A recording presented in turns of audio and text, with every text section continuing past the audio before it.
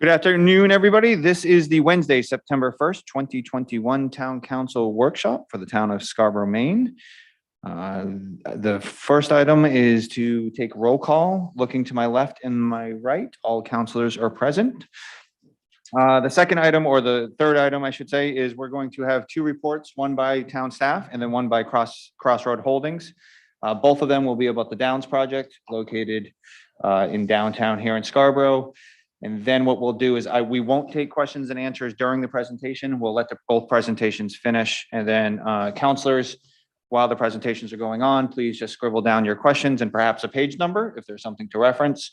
And then we will do Q&A until 7 o'clock. However, after looking at the agenda for the 7 o'clock regular town council meeting, I'm willing to not do a hard stop at 7. If we feel like that we're getting cut off, then I would encourage all of us, we'll start the regular town council meeting late and we'll say, let's say no later than 7:30. So let's build in a half-hour buffer so we don't feel like we're getting cut short.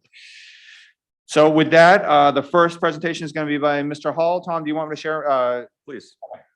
Bear with me 1 second. As you bring that up, I'll just provide some introductory comments.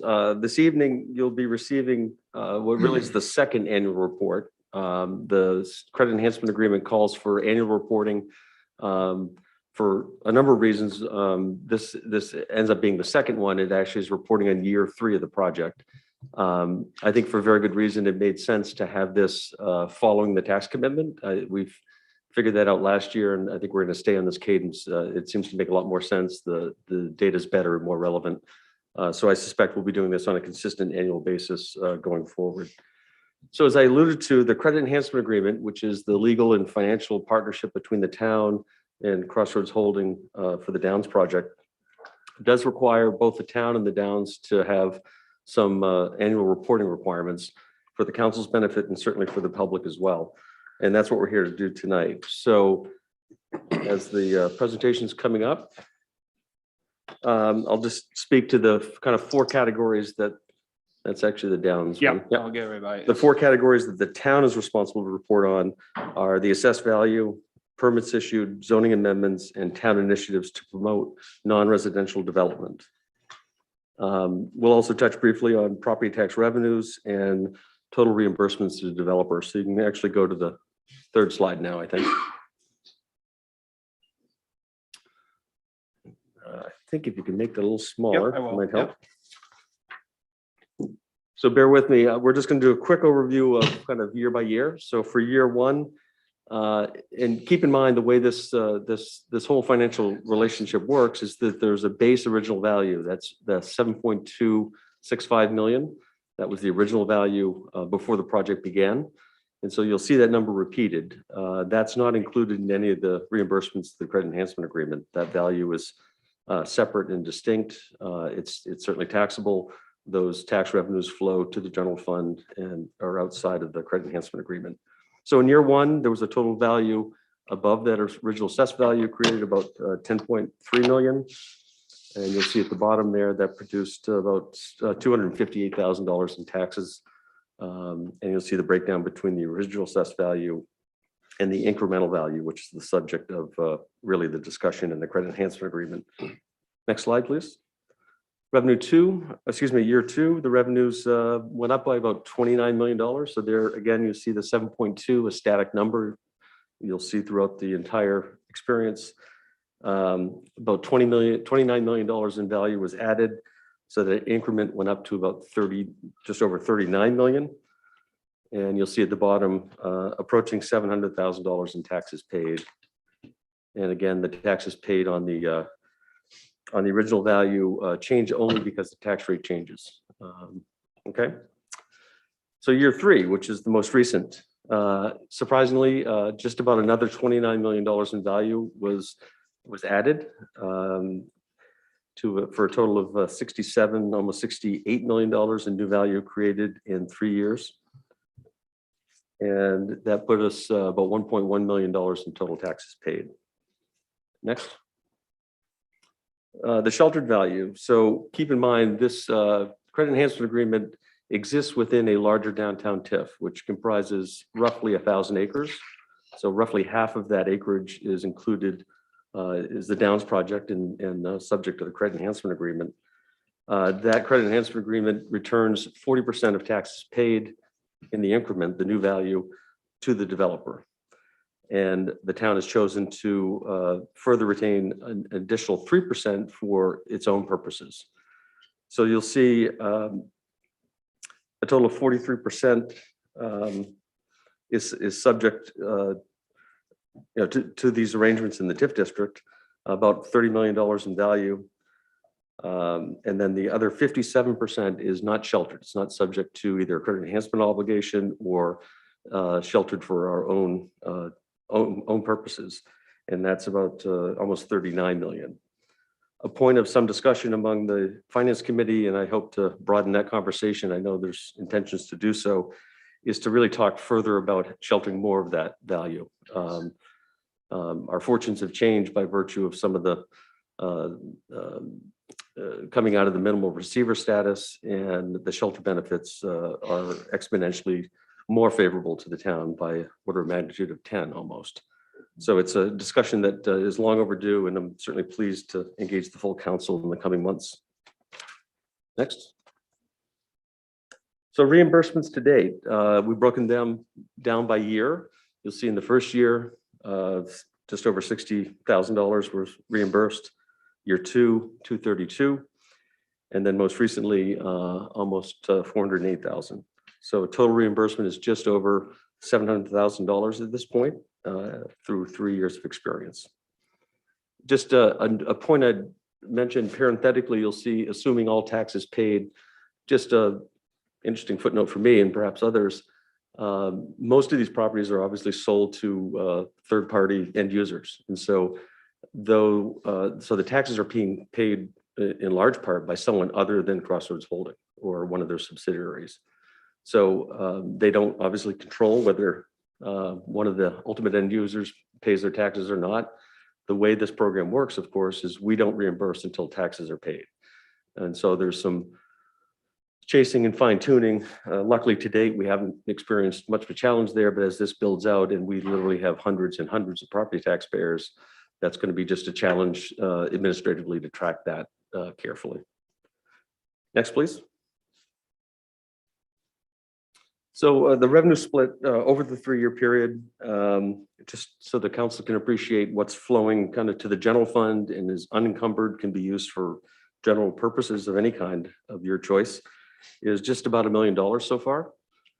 I mentioned earlier, just over 700,000 has been reimbursed vis-a-vis the credit enhancement agreement through the CEA. And then the 3% the town has chosen to put for our own purposes is just over 52,000. I've not chosen to advance and use any of those funds yet. They're just starting to build to the point that they're getting, notable and we can actually actionable. So I suspect as soon as next budget year, we may be talking about moving some of those funds in to cover some of the qualified costs. As I mentioned earlier, for every dollar that we don't shelter, we're essentially losing about 57 cents. And that's a point that we'll get into in better detail as part of this TIF discussion as soon as next month. And that really is because of reduced reimbursements from the state for revenue sharing, aid education, and also county tax. So again, I'm just trying to set things up for a conversation in the future. Next. So what's actually happened on the ground and is physically there for us to see? These are cumulative. So there's 43 single family homes, 72 condos, 145 apartments, and 12 assisted living units. Next. For non-residential square footage, there's just over 87,000, which is 100% complete square footage. And notably, there's over 225,000 square feet that's under construction. So I suspect when we meet a year from now, you'll see a lot of that translate into value, because when the assessor goes out as of April 1st of this year and every year, much of that work was in its infancy, if you will, and therefore not much new value was created. I do expect those value numbers to jump notably. We're really starting to pick up steam, it seems. So I'd be pleased to see how that progresses. And that's really one of the points, I think, of getting together on a frequent basis, is just to check in and appreciate not only what's happened, but also what's coming down the road. Next, please. So this is permits on the residential side. There's been and this is for the period just in this third year. So from July 2020 through end of June 21, a total of 23 single-family home have been permitted. 23 growth permits have been issued, and 9 of those have been occupied or are occupied. Total of 151 multifamily units, 89 of which have growth permits have been issued for, and 60 of which are occupied. And then the next grouping are approved by the planning board, but not yet permitted. We have 14 multifamily units and 18 townhouses, and currently under review with the planning board are 24 single-family lots, 4 multifamily, and 1 assisted living. Next. Again, for the period, July 2020 through June 21 for non-residential, about 405,000 square feet of non-residential space, and that's broken down by comprised of about 283,000 square feet in the Innovation District, and then 122,000 in multi-family commercial. And that's included here based on the definitions in the credit enhancement agreement. Also approved, not permitted in the Innovation District is about plus or minus 30,000 square feet, and under review by the planning board in the Innovation is another about 28,000 square feet. Next. This is just a listing. Some of those names may be familiar to you of projects that are either permitted or under review. These are all, I believe they're all in the Innovation District. I'm seeing heads nod. I suspect they may go into better detail, but that's just a quick little overview. I know a counselor asked me earlier for a complete list of end users, and that's something that perhaps I can work with the Downs team to provide after this meeting. Next. Zoning amendments. The council will recall some time back now, there was the initial inquiry to modify the definition of warehousing and distribution within the district that had since been withdrawn. So I just note that because I know it was a matter that many of you on council were aware of. But I think it's worth noting that beyond that, there's been no other zone change requested. And so I think it's probably an opportunity for the council and the community to appreciate that the Crossroads District itself appears to be working pretty well, that it provides enough flexibility for them to do a mixed use development of varying construction types. So job well done. That's not to say we won't be met with zone changes in the future, but so far so good. In terms of initiatives to promote the non-residential development in the project, really Karen Martin and SEDCO are the ones that really are solely responsible for kind of pushing these things. There's all sorts of marketing materials that they do on their own, but also in coordination with the Downs team, technical administrative support to the downtown committee that is soon to wrap up their work. Karen is actually taking on the task of kind of lead author, collecting all the thoughts and kind of putting it together in one cogent document that you'll see within the month, I think. And then just generally, I know it's a topic of discussion most times when SEDCO gets together, and whenever we can, we certainly do our part to push the importance of this exciting project in our town. Next, not really part of the requirements, but points of interest, at least they have been in the past. This is input from the school department as of this week, actually. There are a total of 27 students from the Downs, and that's broken down by 22 somewhere in the K to 8 range, and the other 5 are in the high school, 9 to 12. Worth noting that the forecast had 40 students, so they're slightly lagging behind the forecast, which I think is good news. And finally, just what's next. As I alluded to, within the month, the downtown committee will be issuing its report. I suspect, and we may hear more with the Downs selling out in the Innovation District. It appears that they're poised to focus their time and attention and resources on the downtown area. So that really starts with them submitting and receiving master plan approval for that portion. And I expect that will be sometime this fall. They can certainly speak to that in better details. So that's what we see coming down the line. In the meantime, staff, I think we've fallen into our stride a bit and doing our best to keep pace with their approval process and their construction activity. And we'll certainly do our best to stay on top of that. Thank you. Thank you, sir.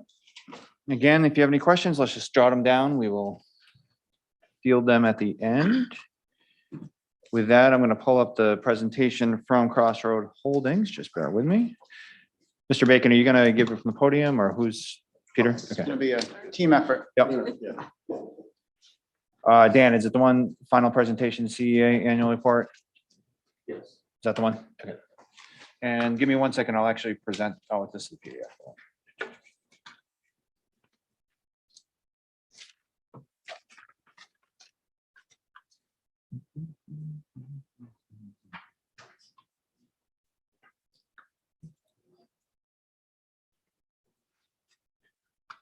Where's my present button?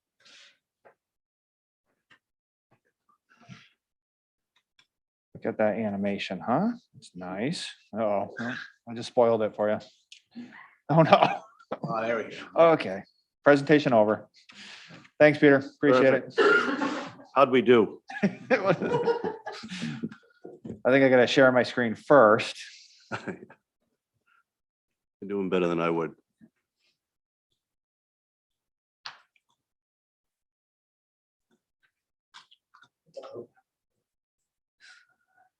Yes, it is. What the heck's going on here?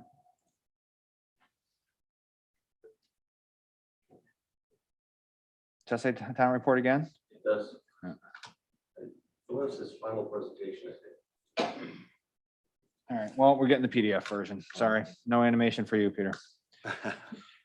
Good, All right, it's all yours. great. You go to the next slide, that would be great. Thank you. I think. Good afternoon, everyone. Peter Misho with Crossroads Holdings, and we're the holding company that owns the Downs. With me here is Jim Demesis. He's our consultant with Camoin. He'll be here for support on any data questions or things. Also, Alyssa Tibbetts. She's part of our council members. Also, Dan Bacon, our planner. I've got our partner, one of my partners here, my brother Dick, and Billy's here somewhere. Probably had to step out for a moment. So we're here. We're looking for do a little bit of broadcasting here and then do some listening and try to get some conversation going on path forward.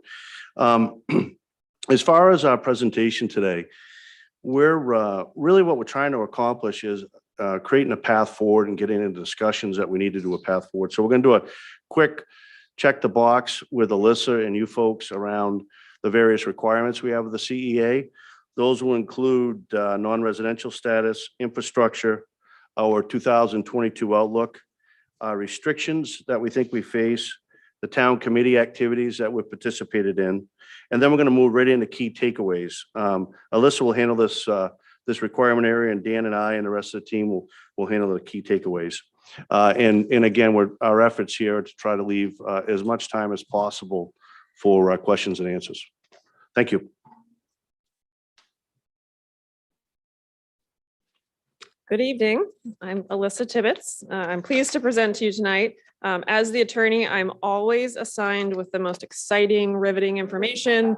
I get to sing and dance and entertain you all. So I'm really, really thrilled to be able to do that tonight. I'm hopeful that I will, not to speak too quickly, although I am trying to be mindful of time. And I know a lot of this information is information you've been provided in writing, but I'd like to provide the highlights if I could, especially for those watching at home.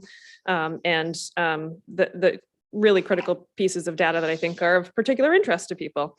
On our first slide, we've outlined, and I won't cover this in detail, but just for those who aren't as familiar with the CEA, there is a particular provision in the CEA that requires this report of both the developer and the town on an annual basis for the first 5 years. And it includes particular elements that we are sort of at a minimum required to report on that are outlined here in this slide and what we'll talk about tonight. That's both in writing and in person. And so in writing, that has been submitted, that information has been submitted in more detail to you previously last week. This is our goal tonight, is to highlight the key points, the key takeaways, and the data that is really of interest as to these 5 minimum criteria. And then obviously the town has presented on its portions. In particular, although we are not required to sort of report on the public process with respect to the downtown and the community center, those are critical components of the project. So we're certainly mindful of those and have highlighted those here as well. So I will dive into the requirements themselves. The first is the % completion towards the next applicable performance measure. And for those who are watching and don't know, that's identified in the credit enhancement agreement in section 2.3. And the first applicable performance measure is a requirement for the developer to complete at least 500,000 square feet of non-residential development by March 31st of 2029. As of March 31st of 2021, the completion rate is 131%, which means that they have exceeded that threshold already. The breakdown is here of the construction of non-residential square footage that is completed, under construction, and in permitting. But in total, it's a little over 657,000 square feet of non-residential development as of March 31st, 2021.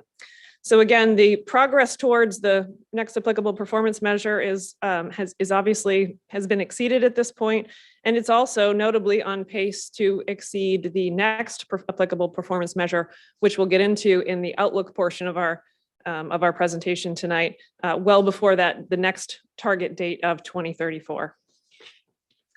So then that brings us to infrastructure, which is another key criteria of our annual CEA update, is an assessment of the infrastructure build out generally for the project.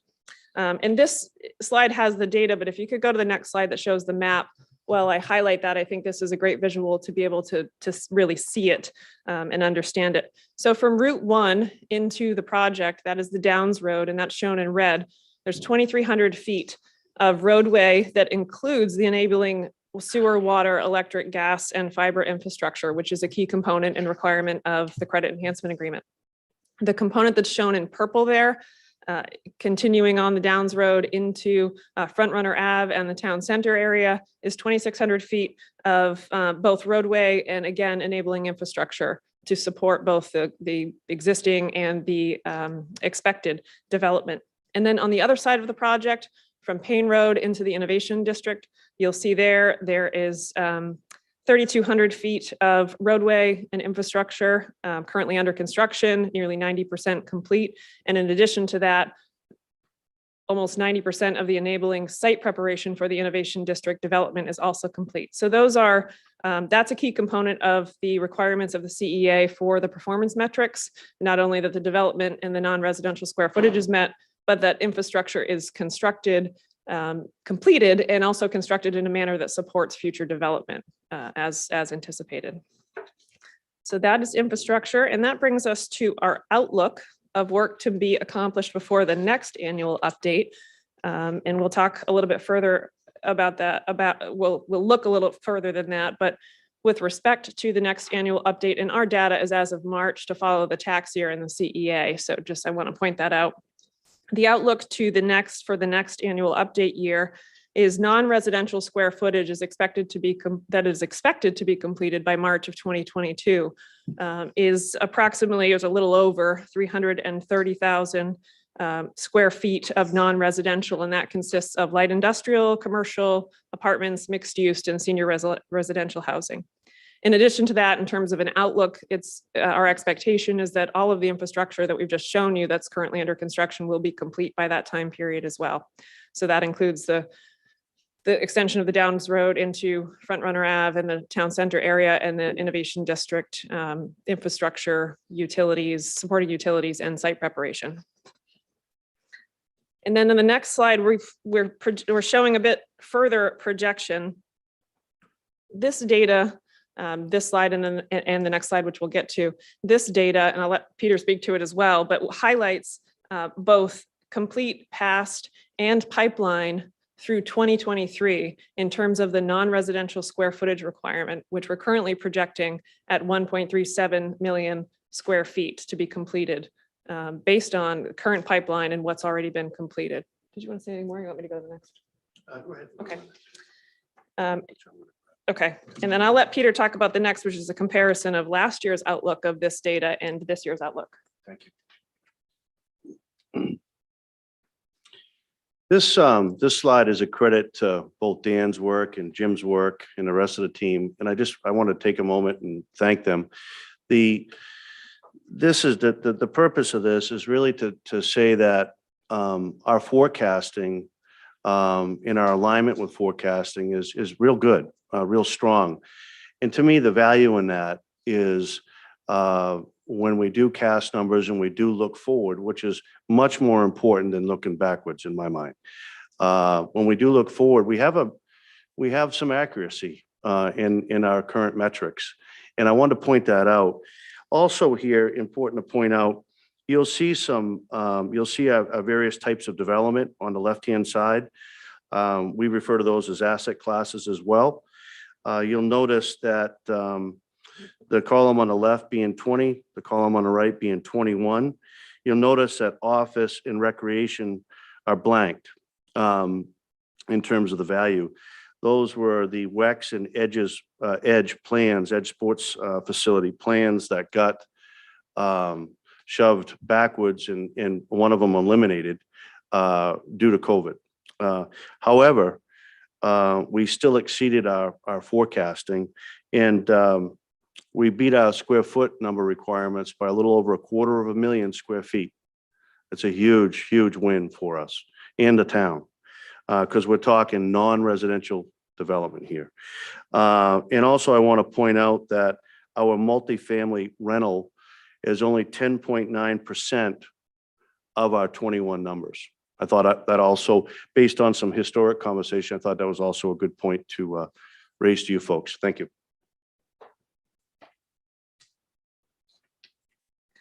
And so this brings us to the last two requirements in terms of reporting required under the CEA of the developer in particular. And these are two separate bullet points, but they're really related to one another. And that is conditions restricting development or progress toward the achievement of additional non-residential development, as well as the downtown in particular. And so the CEA calls for the developer to identify its perspective on what conditions might exist or are, perhaps predictable in the near future for this purpose. So not surprisingly, the unique circumstances of the pandemic have had a substantial impact and continue to have the potential for a substantial impact on the types of development in particular that will be seen in the project. As Peter just referenced a couple of projects that were impacted by this in particular. Office commercial users, the need for that is changing, at least for now. And so that will be an impact to the project in with respect to non-residential development in particular, as will retail, the impact on retail and entertainment sectors. So that's something that we continue to monitor closely. The other, which will come as no surprise to the council, because you've certainly heard from us on this item, is the town's growth management ordinance. This is one that we continue to monitor. As we've said in the past, although the goal here and our focus of this presentation is non-residential development, residential development is key to enabling non-residential development in this type of a mixed-use project. And so ensuring that an adequate number of growth permits are available so that infrastructure that supports the necessary non-residential development can be funded, that off-site transportation improvements can be funded, and that commercial users can be attracted to build in the development because there's a mass of residential users within the right proximity, are all really critical to the overall success and ultimately the overall achievement of performance measures in terms of non-residential development. So that's something that we continue to monitor, and ensuring that works for the project will allow us to continue to on this sort of pace of success that has been working so well. And then two other factors that are ever present in development projects, and is no exception here, is sort of the pace or the speed of local and state review and permitting timelines. That's always critical for these projects, and we always welcome improvements on those and looking for ways to make that as efficient as possible for both sides.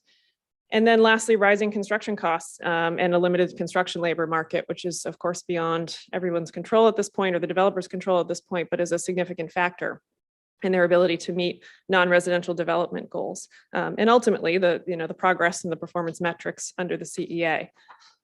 And then lastly, the CEA requirement, as I said earlier, this isn't necessarily a key criteria for us to report on, but a critical part of the project.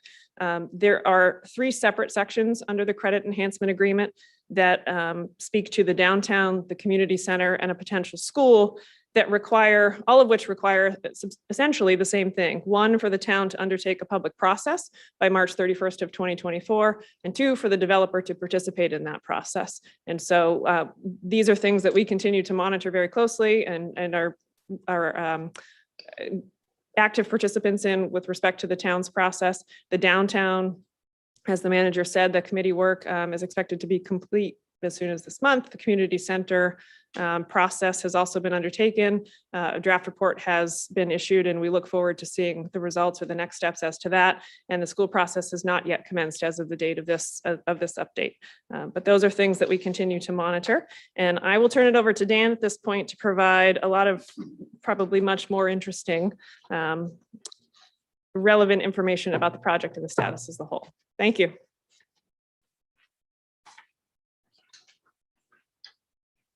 Thanks, Alyssa. And as Peter indicated in this presentation, we also wanted to focus on not only status today, but kind of key takeaways and how we continue the success of this exciting project and build on all the momentum the project already has. If you don't mind clicking to the next slide. So the downtown committee process, it's been a great process. Actually, we had, I think, one of our final meetings last evening.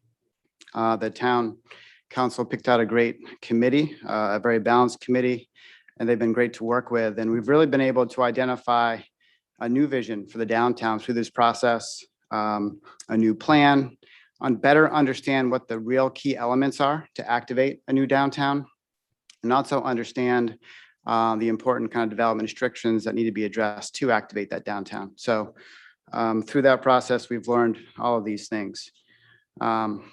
Next, in terms of the downtown, really kind of the planning, financing, and building a new downtown, working with our consultants. We knew it would be a big task, but we're learning how big of a task it is.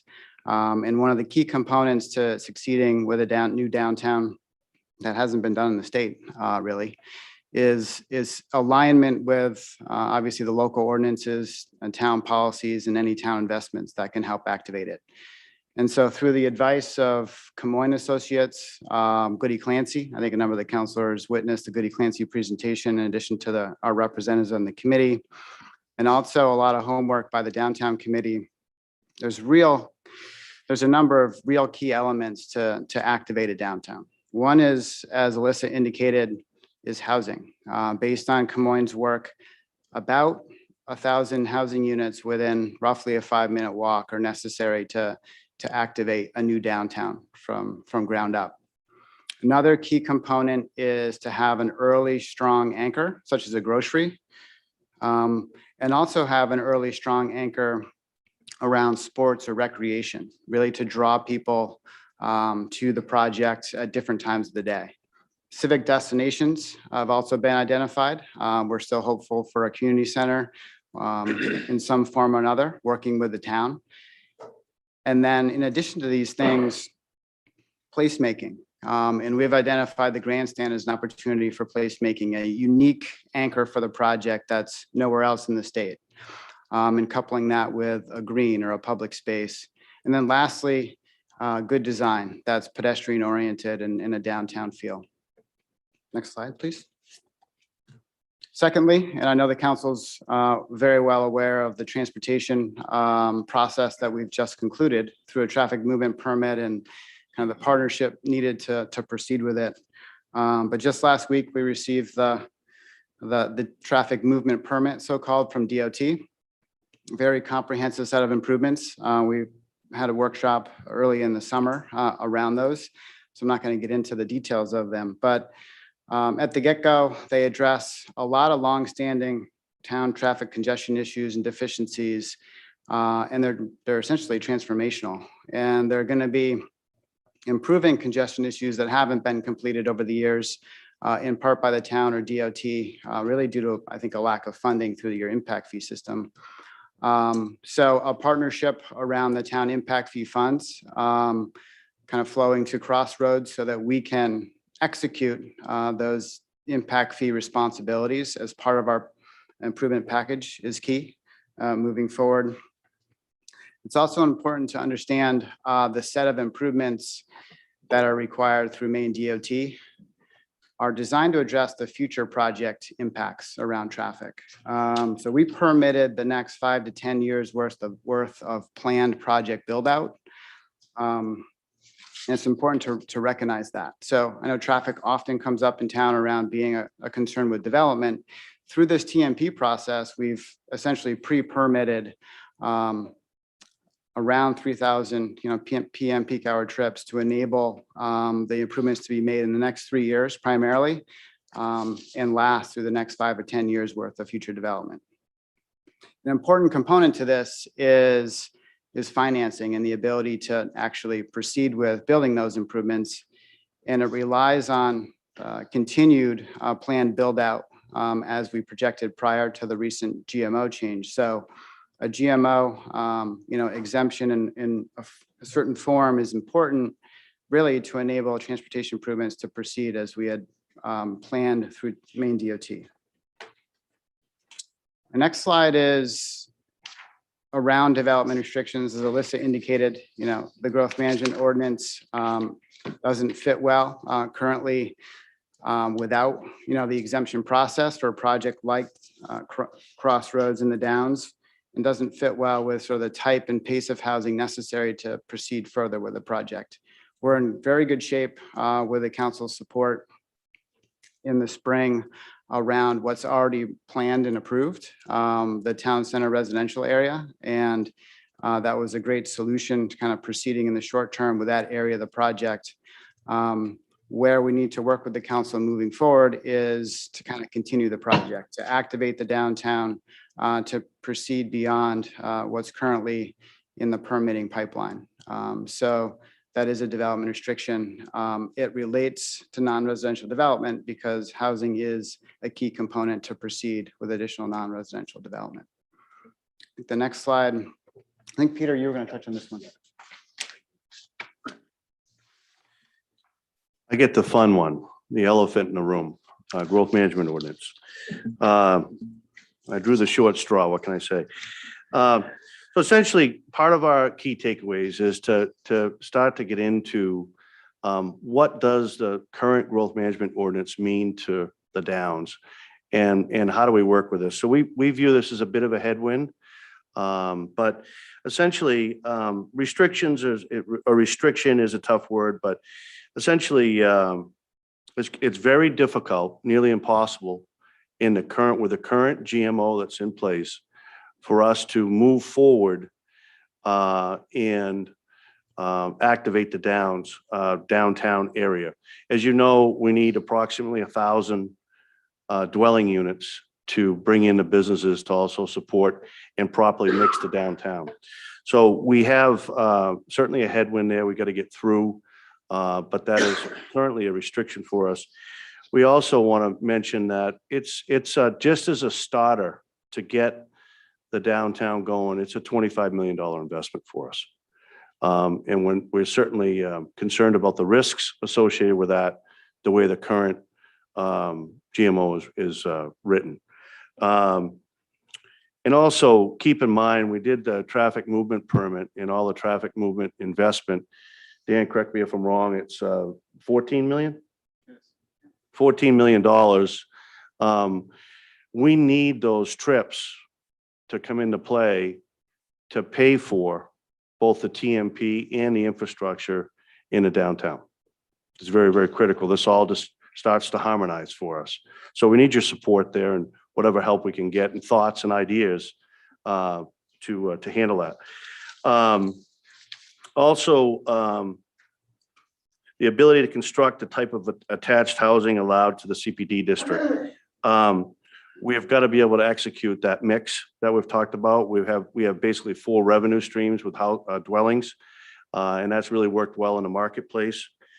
And essentially what we're saying is we need an exemption of 1,000 units to be able to really get the downtown started, excuse me. Thank you.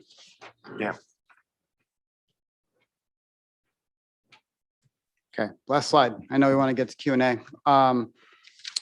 Just a few other, I guess, additional restrictions, so put through the CEA kind of outline. A few of these have come up really through the downtown committee process. And one of the things that committee members identified and we have as well is the town's ordinances in general are very contemporary, zoning, site plan, subdivision, even. The street acceptance ordinance and kind of the requirements around street design, I would say, is lagging. So we're kind of often challenged with some of the design requirements through the street acceptance ordinance versus the street design expected in a project like this in terms of width and radiuses and a lot of engineering kind of geometry. So that's something that came up around traffic calming, speeds, through the downtown committee process, and we'd love to work with the town moving forward on harmonizing those. I just put another bullet up there in that we don't know necessarily what we don't know around ordinance incompatibility with a downtown. We have great guidance through Goody Clancy, and I know the planning board will jump into the master plan amendment soon. That's just really a tag to say, hey, we want to work with the town on making sure the ordinances are working with the vision for the downtown, enabling it to be kind of designed and activated in the way that the town and the project expect. In terms of kind of town staffing, I definitely agree with Tom. And I think planning and engineering have been working diligently, very hard for the last 3 or 4 years. But I do know that there could be some short-term staff reductions. So we just flag it as something that we want to work with the council on to ensure that existing staff aren't too overloaded, but at the same time, having support to review the project, as efficiently as we have been able to so far. And lastly, kind of the idea of consultant assistance for the council and the town for that matter around some of the more intricate stuff that we're working on, particularly ROI analysis and the work. So we get the benefit of Jim and Camoine's undivided attention and give you a lot of data and a lot of information to digest. So we raise that as something, not necessarily an additional restriction, but more of an idea around working through things and having someone on your team to bounce ideas off of and to review what we submit. Because I know that was very effective during the CA process around review of the projections and the value for those that were part of that process. So with that, I'll stop and I think we'll pivot to Q&A. Thanks, Dan. Okay, just as a reminder, our regular council meeting is scheduled for 7 p.m., but we have the ability to go later, so we'll say a soft stop at 7, but with the understanding we'll probably go to 7:30. So with that, I'll open up to Q&A. Once I identify a counselor, we'll have the counselor keep the floor until they're done. Any hand gestures, we'll put you at the end of the line. She and Maria and Ken are dancing over there. And so a counselor has the floor unless they want to engage the other counselors. Okay, so I don't want to stifle conversation amongst us as well, but essentially you'll take the floor until you yield it back. So with that, Mr. Johnson, you are up first. Thank you, Mr. Chair. Got my hand up first. One question for Tom. Tom, just for history and the record, and I may be incorrect, but the zoning change requests coming from the downs, I do believe there were 2. One was to change a VR4 to a CPD, which was rejected by the town council. I'd just like to have that in the record if you would. You are correct. Thank you very much. Great presentation.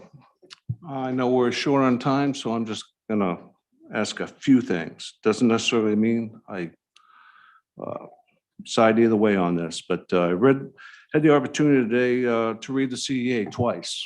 That's how much life I have.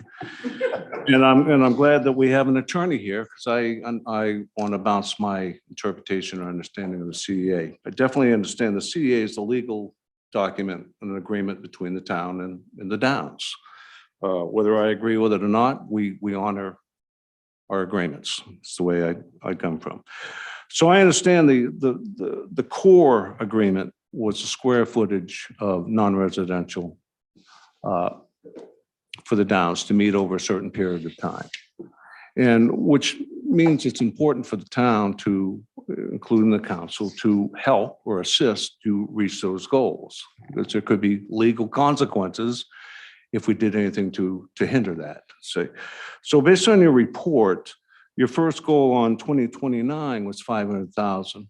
And your second goal in 2034 was 900K. And you're 131% over the first goal 8 years early, right? So you've met that requirement. And you're probably well on your way to meet the 900K in 2024. So there's really nothing I think that the town can do to hinder you meeting the true requirements, the financial requirements of the CEA.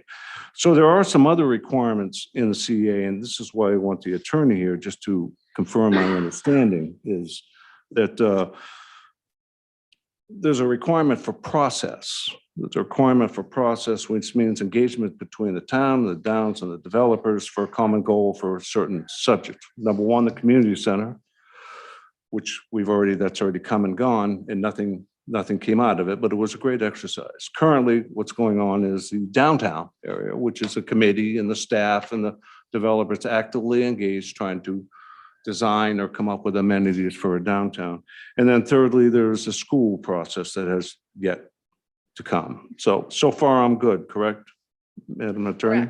Correct. However, it's important, I think, for the public to know, and from my understanding, is that there is no physical requirement in the CEA for a community center, or a physical requirement for downtown, or a physical requirement for a school. Is that correct? There is a requirement for the developer to reserve space, i.e. land, Correct. For X amount of time, for a specified period of time. for the potential of the materialization of the physical. Correct. But other than the reserving of the land, there is no requirement to physically create a community center or physically create a downtown or physically create a school.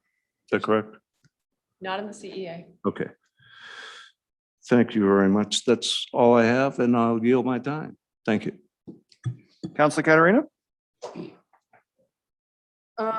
Yeah, I'm just gonna dive right into the potential issue which is the 1,000 units.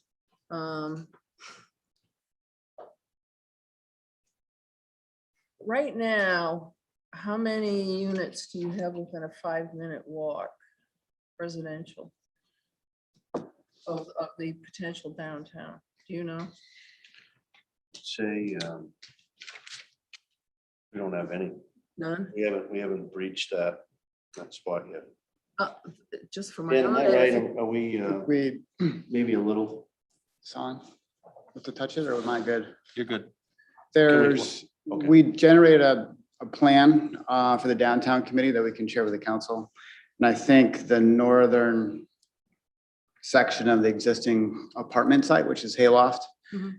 is it within that walk? So I'm forecasting that might be 24 units, something like that. 2 of the buildings are within that distance. And if you were to draw a circle on your fancy map there, where's 5 minutes? I'm sorry, We actually have. legs or short legs? I'm short. We do have it done. Hey, pay attention. And like I was saying, this is Yeah. complete or Yeah. almost complete. Yeah. So the radius does something like this. Okay, So that's why I was saying this northerly area of what's completing now would be within that 5-minute walk of the center of the downtown. okay. And then, How many people do you anticipate are working in the innovation district within the next 24 months? Numbers of bodies, do you know? 500 to 700. Okay.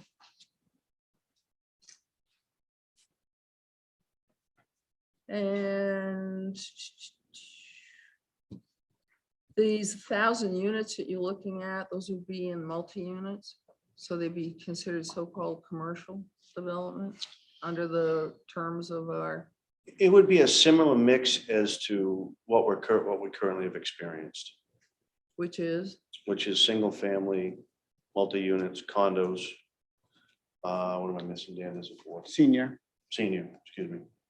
So now, just wanted to clarify Yeah. that multi-units that are rental right, are what count as non-residential. We Right. have a lot of multi that are condo that don't count as non-residential. yeah. Just wanted to clarify Yeah, that yeah, for- please, for the public. Yeah, thanks. And then why I'm asking these questions is because my concept of the Downs is, as is yours, it's live, work, play. You want people to be concentrated within the Downs and doing their business and retail and eating and coffee and wherever else people do. But to keep it within the confines of the Downs, which would address the travel issue, because that's, a hot button issue, as everyone knows, in Scarborough.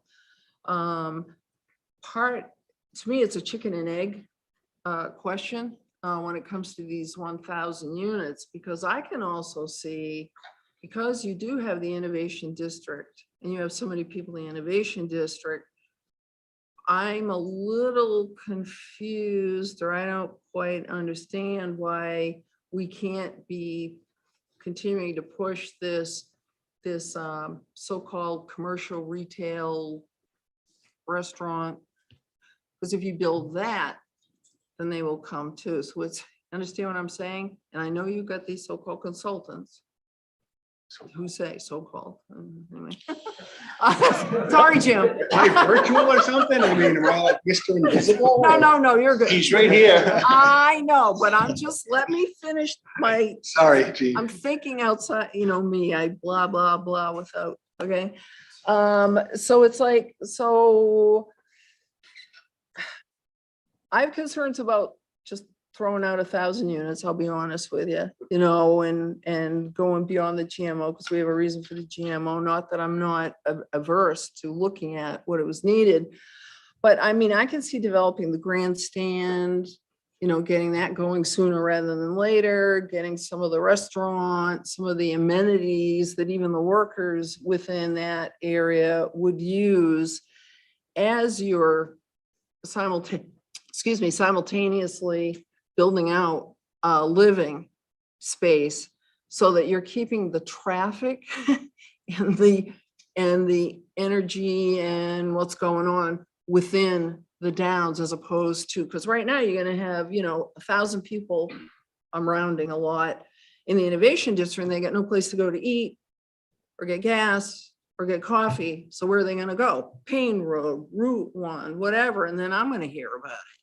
So this is why I would like some real consideration given to don't build one first, hoping that will make them come, but it's more a simultaneous thing, so that we aren't, because the pushback we're going to get, and I'm giving you the pushback. Been on, what do you mean 1,000 units?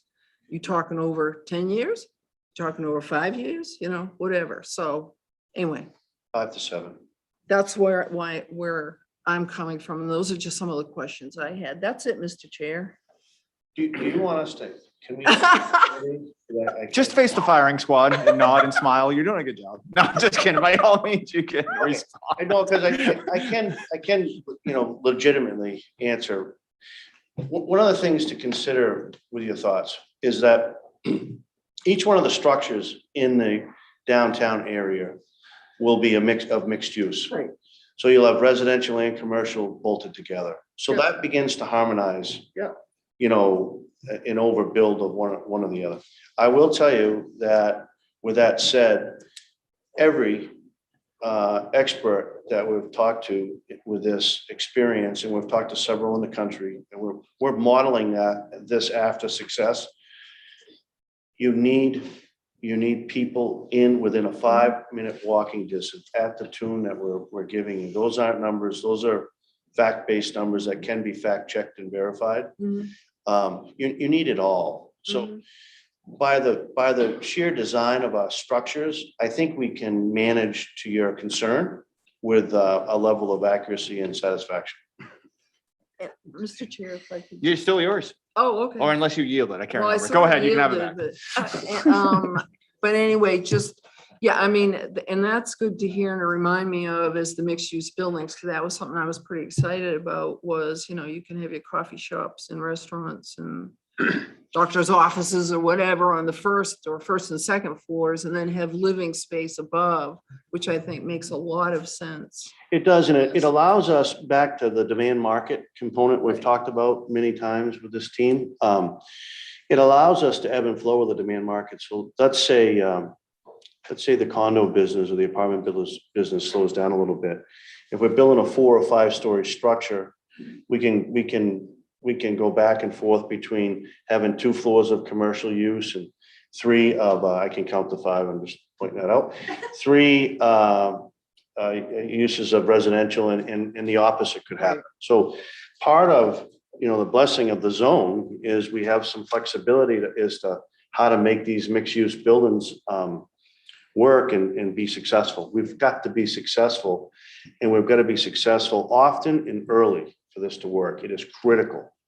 So we need that flexibility to be able to do that. Yeah, because politically, when people hear 1,000 units, that's all they're hearing. Sure. So We- there we- needs to be more pushed, in my opinion, on mixed use and what that looks like and how it works. A takeaway from that, a follow-up for us could be, we could put an estimate together on how much commercial use would go in tandem with that. Yes. Go ahead, Jim. Yeah, and if I may, can you hear me okay?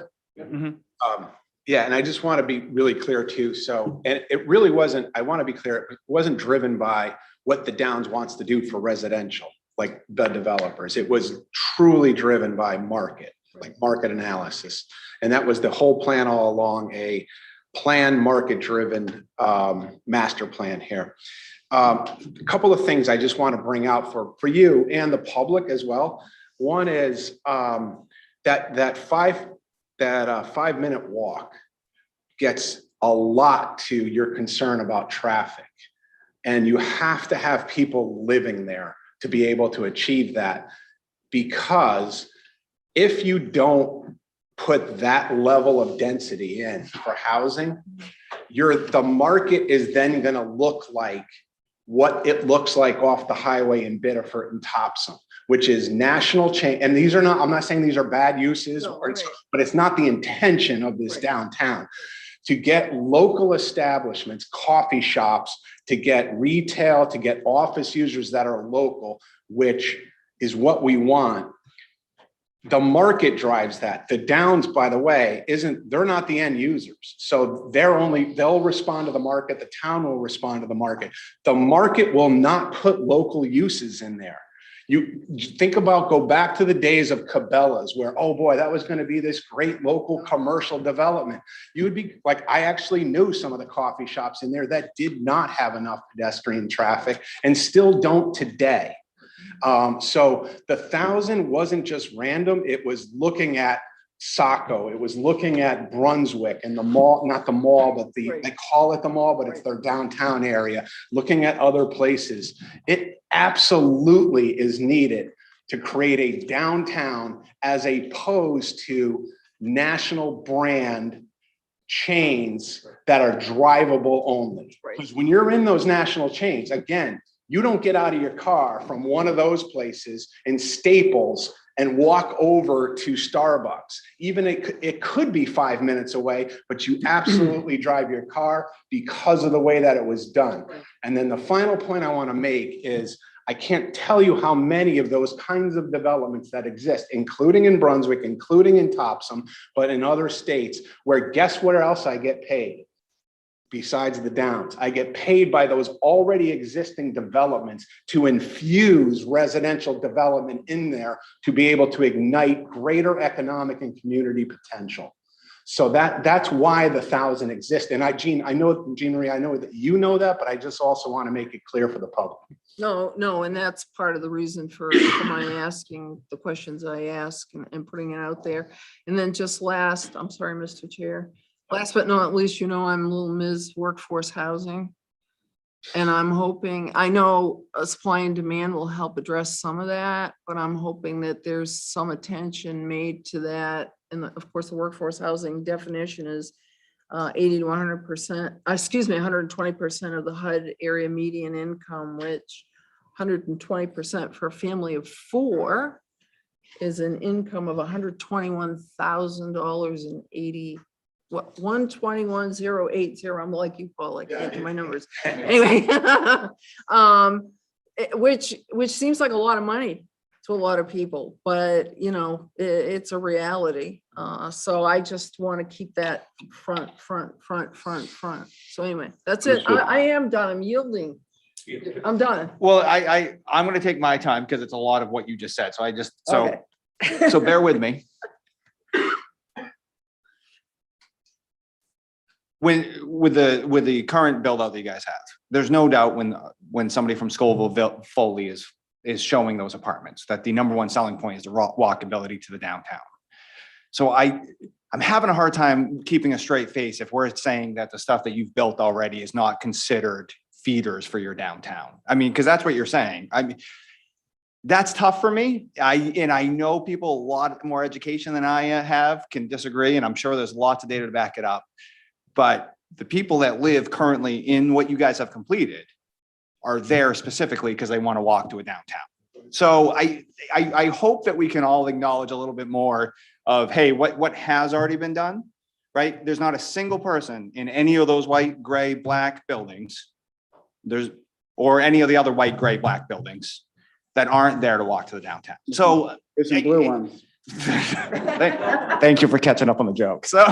So we could adjourn and I could walk from Route 1 to the downtown and we could time it. But I mean, I just want to be a little bit more realistic. That's all. And fine. If a consultant tells me that if I walk backwards or hop on 1 foot, that's less than that's more than 5 feet away. That's fair. But you guys have a contained development that is always focused around the downtown. So let's pretend like some of that isn't. It is. I mean, Yeah, and I just want to be clear, if I may.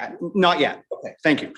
So the other thing is there's a lot of talk about, you know, I guess I can't, in my mind, and this isn't combative because I buy into the fact we need people in downtown, but I also get confused that in one part of the slide, we talk that we've exceeded our goals, but then the GMO is then used to say that we are hindering you from exceeding your goals. And to me, that's another thing where clearly you've had enough leeway to activate all of your non-residential goals. So I guess I am confused, and I think this is what Councilor Johnson was trying to get at. I could be wrong, but I am confused at how the same presentation says that you've exceeded your goals by 31%, and then also hints to that you need an exemption to continue your goals. I think you need an exemption to execute the downtown, and I think that's fair. But I don't think you need an exemption legally. And so I think at this point, I think we need to figure that out because that's an important nuance here, right? I think you're made whole legally. And then we need to separate that out because I don't think it's fair to cloud that on our end. And you can comment on that if you're not, but I mean, if you think it's fair, but let's be honest about what we're talking about here. You needed to execute the downtown. You've executed your goals. And so let's have the conversation in the appropriate context, because I feel like we don't need this clouded and I just don't want it clouded. Can I comment? Please do. Yep. So there's a couple things. Anything you're saying, you know, is certainly your right in your thought process. Yeah, right. And that's all this is. So I'm not. Right. And no, we're listening. Yeah. I think there's two distinct points I'd bring up. One, the required amount of capital to activate the downtown is much different than doing these phases of subdivision. We can't dip our toe into downtown. We have to go in both feet. Yeah. We sink or swim. Hmm. We have a large investment here to be made. That's the first point. And as far as the walkability and stuff, that's certainly subjective. Both from our point of view, I mean, we got it from our. Jim disagrees, but. Our consultants. Well, I mean, subjective in terms of, you may think 5 minutes is, Mr. Johnson over here is a marathon runner, so He's not. he can go, he can go a lot quicker, but myself, 5 minutes is a waste. No. So that's what I mean when I say it's subjective. Really, it's a metric that's needed to ensure that the downtown is healthy. Wherever we put the ring or however we do it is a bit irrelevant as it relates to this. We're just trying to approach it in a non-subjective way. Sure. To say, we know based on other downtowns that this is what is required. Yeah. It's residential. The GMO in place today does not provide for this. And my second point is, there is no way, no how, that our downtown is financeable. And this is my biggest point. Simply isn't financeable without having a Sure. permits. We can't, Mhm. we can't go anywhere. Right. So that's really the Sure. meat of it. But I guess my feedback is if we're going to make a decision, that's not going to be an easy one, and maybe it's over 1 year, 7 years, 5 years. I just want a little less noise and be very, very clear on what we're deciding, right? And so to me, from somebody who's trying to make decisions or will be, you guys have, let's be clear for the public, you guys have submitted nothing for an exemption. So that you're signaling that you are, but you have submitted nothing. I just think as a decision-making body, clarity, we will work with the best clarity without feeling like we're getting a couple different angles, right? And I don't think the legal angle in this context for that exemption holds water. And so, I'm gonna ask our town manager to engage our lawyer to see if my hunch is right. It's just my opinion. And if our lawyer says, hey, you have fulfilled those requirements of CA, then that's fine. Let's put that to the side. Because it's not, this conversation isn't about the CA, it's about activating a downtown if we're willing to do it or not. And so I just want to make a decision in the appropriate framework. That's all I'm saying. Yeah, these restrictions in how we've presented this is not meant to have a legal pinning to it. Yep, It's meant to have a financial pinning. fair, but It's not a legal pinning. but I'm telling you, as somebody who's receiving the information, there's a legal pinning in from my perception. That's all. And that's not a knock on Alyssa. I think that's that. Where is the school? Where's the land reserved for the school? There's two different areas. Dan, can you show them the two areas that we've contemplated? Contemplated this area up here, Yeah. or contemplate this area here. We provided two ideas, one being that it's a larger school, I think it's more appropriate up here. Yeah. Smaller school, I think it's more appropriate there, but. Yeah. So- More work needs to be Right. done on that. And because we're getting to the downtown, I mean, when do we, and this is, I'm literally thinking out loud, when do we pin you down legally and say you're legally required to reserve this land? I want to know where the land is. I think there's a 5-year. Yeah, and that's cool. It's just, but it's a mystery to us right now. And I think that it's important. We're not required to tell you where it is. We're required to have it reserved somewhere in the towns. Okay. But we're running out of space, Peter. We'll work. All these houses. We'll work with you folks. And I know you will. I am giving, I am being, but I'm just being as honest as possible. My last one, and then I'm gonna hand it over to the heavy I wanted hitter. Alyssa too to comment. Yeah, sure. My last one isn't your TMP is for 700 units, correct? Residential units, or do I have that wrong? How many residential units are in the TMP? Our TMP I know it's trip based, is trips. but And you we- got to the number assuming 700 residential units? We got the number 2 years ago. And we put in a lot of a variety of mixed uses. Yeah. The way through the process, because the project's always changing in terms of what happens, Right. is it's based on number of trips, which is 3,000 PM peak hour trips. 1,000 units uses up maybe 30% of that. So the idea of traffic being a concern, I know it's a concern on the street, Yeah. but from a permitting standpoint, we have approved, and we are mitigating the impacts of 3,000 trips, which you did 1,000 units, that would only use 30% of the trips we got approved for. But then we'd Yeah, have to take, commercial. we'd have to take those units away from the commercial, right? I guess, so the other thing that doesn't make sense, if our TMP is based off, I know it's trips, I know the actual document says trips, but it was, the number was arrived by 700 units. And now we're saying there's a roughly 200 units already built. We're saying we need another 1,000. But then we're also saying the TMP is so forward thinking and getting ahead of the game. But now I feel like we're already behind, or you guys have to go apply for another TMP in 3 years, right? I mean, No, we can- the agency that overlooks that is the main DOT. yeah, sure. It's not us. And right? so it's, whenever it's filled up, it's filled up. We go, Dan, correct me if I'm wrong. It's based on a scorecard and we keep track. Yeah. And one of the No, I know. benefits of the light Oh, industrial zone is that light industrial development is generally low trips. We've been quite successful in Yeah. light industrial. So we have Yeah. a lot of light industrial square footage, low trips. We don't have as much retail, office, coffee. Those are all the high trip generators.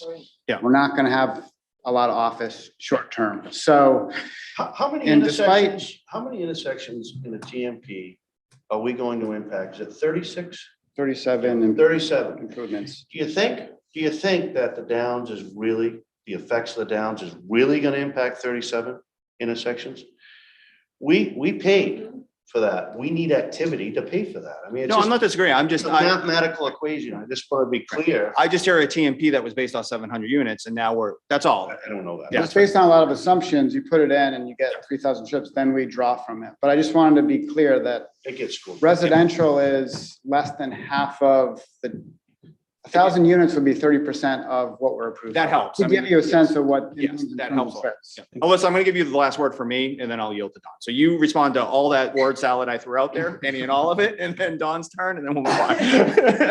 You got 5 seconds. Happy to, yeah, Thanks. okay. Take your time. I'm going to shock you by saying, first of all, I'm even turning my mic off, so I'm not even gonna respond to anything.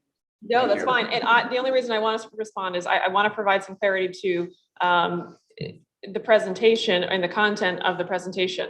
I'm well aware that by the simple virtue of the fact that I am the attorney, sometimes the message I'm delivering is the intent behind it. There are assumptions made. And so my challenge personally is always to make sure I'm very clear about the intent behind the message. And so I think my choice in the interest of time and combining two distinct requirements under the CEA reporting that relate to the recitation of conditions restricting progress was a bit misleading as to this point and on the growth management ordinance in particular. So I want to be very clear about that. That was not presented in the context of the progress towards meeting the CEA requirements. But that's a limited scope of what we're talking about. There is a much larger project beyond this credit enhancement agreement. Yes. And there is a specific requirement in the credit enhancement agreement that we also report on more generally, recitation of all conditions restricting non-residential development and initiatives being undertaken to promote non-residential development. That, from my view, is outside of the CEA. And so the reason that we've brought the growth management ordinance into this discussion is to say, this is a big picture item for the development on the whole. And the development on the whole, as it relates to the developers and as it relates to the town, it is a much larger issue beyond the CEA. So it was not intended, we lumped them together just to talk about conditions restricting development generally. They were not intended to be presented in that manner to say there's some legal angle with respect to the performance metrics and the ability to meet performance metrics, which we all agree and recognize have been exceeded, and the GMO, which is a different conversation with respect to the overall success of the project, and the master plan, which is referenced in the CEA. But again, that's sort of the overarching big picture. So I just want to provide that clarity. I don't want there to be any sort of misinterpretation or sort of misunderstanding about the intent of having presented it that way. That was great. Thank you. I appreciate that. Mr. Hamel is up and then Mr. Anderson and then Mr. Fuji. so I'm going to restrain myself from a tendency to want to pile on from what's been said before. So that may surprise you. But I wanted to start by saying this is a happy occasion because you have had great results this past year. And you've done it in an impossible year. So for me, that was really sort of the major message. Now, I know that completely sideswiped by a number that got pulled out of a committee process that's not finalized yet. So I don't know exactly how that happened, but it happened. And I'm glad that we've had a frank conversation about it. But we have a lot more work to do as a couple of partners in a major commercial agreement, and to which we are clearly committed to. I am disappointed, however, I would say, by two things. One is a process thing. We're seeing all of this great material real time. It's being handed to us hours before the meeting. We cannot do this again. I'm not even sure if that really fulfills legal requirements for notice of material shared in a public meeting. That's a harsh statement, but you're not helping us be good partners by the process. And that, you know, I put that on our shoulders and yours as well, and we need to hold each other accountable for that. I will like to point out, though, the comment that was made about trying to separate the GMO comments from your performance. I think that this section needs to be revised, okay? If it's a formal report, I think you need to reconsider that entire section 4 on development restrictions, because I think it's overstated. Even when the GMO was implemented, you requested and were granted 104 permits, additional permits that you were not otherwise entitled to. So there needs to be some recognition of that, and I think you need to take a look at this wording. If the actual effect of it is not what was intended, then I think it needs to be revised. But I want to say all of this in the respect that we are beginning to move from a very brisk start, which has exceeded all expectations by many measures, including all of the obstacles you've faced, all of the regulatory hurdles you've had to go through. And we've been with you every step of the way, whether it seems like it or not. We're committed to this. I would say that we really need to take the time to do that work. And it gets tougher because you're moving into this area of concepts, right? We're moving away from qualitative measures and square footage and stuff like that to, is this concept going to work? And there are a lot of things about the concept that needs to work, a lot of intangibles, not only for the people that are living there or going to live in the Downs, but also people in Scarborough that want to go there for dinner, want to go there because it's a meeting place, a gathering place. So we support all of these things. Want to go to a community center where they can have space to go for a swim, where seniors can go and meet and have activities. These are all things for us as a community and for the public. These are really important things that we're looking for. And we expect to be able to accomplish them with you, even though the language that we have in the CEA does not really help us do that. It commits to the process alone. It does not have results measures other than the land for the school. So I'm asking you to help us redirect on those things so that we can get our act together as a council and we can help be successful in ours helping you sponsor this and educate the public so that will have broad acceptance initially and will ultimately be hugely successful longer term. Thank you. One comment? Yeah. Yes. All due respect, Don, we'll get you information sooner, but we did get what we're required to get you in time, on time, which is that Word document that come through. I just want you, maybe that's not clear as to, what our requirement is, but we did hit that, I can assure you. What we need to do is just have more hours in the day to try to be able to get this presentation a little sooner to you. And we will make an effort to do that. That's outside the scope. That's more of being a good partner, to your point. And we'll make an effort. We're all here, everybody that impacts this. So I'm formally asking for that to happen. And we're not We laying did all hit this the- at your feet. we did hit the It's legal for us gate. too. That message is for us too, town staff and counselors, okay? I want you to know we did hit the, Thank you. yes, sir. Does anybody else have anything to comment with Don? No, but thank you for your good and bad comments. Now I'll move it over to the two nice counselors, so you should be good. So Counselor Anderson. I should have had this said like that. We saved the respectful, thoughtful people for last, so we would end up on a Oh, good yeah. note. The duct tape's right up there. That's handy. With that, Mr. Anderson? Well, I was gonna start with congratulations, but now I feel like I shouldn't, but, first, congratulations, because again, what you guys were able to do this past year is quite remarkable with the pandemic and everything, and can you talk a little bit about that? Can you talk a little bit about what were the tailwinds that allowed you guys to be success despite such a challenging year with COVID? I think that the biggest thing was, there was a inventory suppression in residential. And it was much worse than any realtor or any economic person could figure out. And with that, in our speed of the two big things, we were able, with our horsepower connections, whatever you may want to call them, we're able to get good quality support from the construction crews. I will say that, we're weak in some areas. Framing is one of them right now, but we're feeling the headwinds. But early on, we had a high interest in the project, high interest in our team due to our credibility, and we've always done what we've said we'd do. I can't think of a time when we haven't. And if we can't execute something, we're always let all the stakeholders know immediately that we can't do that. So those are some of the things, but my point about the real estate suppression on inventory, the data is typically, you might read something, it'll say it's effective this date. It's actually 3 or 4 months old. And so that reared its head in a positive way, and we were able to catch that wave. Do you anticipate, because again, you were showing still pretty positive growth even through 2023. So you still anticipating similar tailwinds that are going to help you get to that goal, or are they different assumptions that you think are going to get you to that? I think different assumptions. We have to help ourselves with amenities. You mentioned it earlier, and I believe you're correct. We need to execute amenities.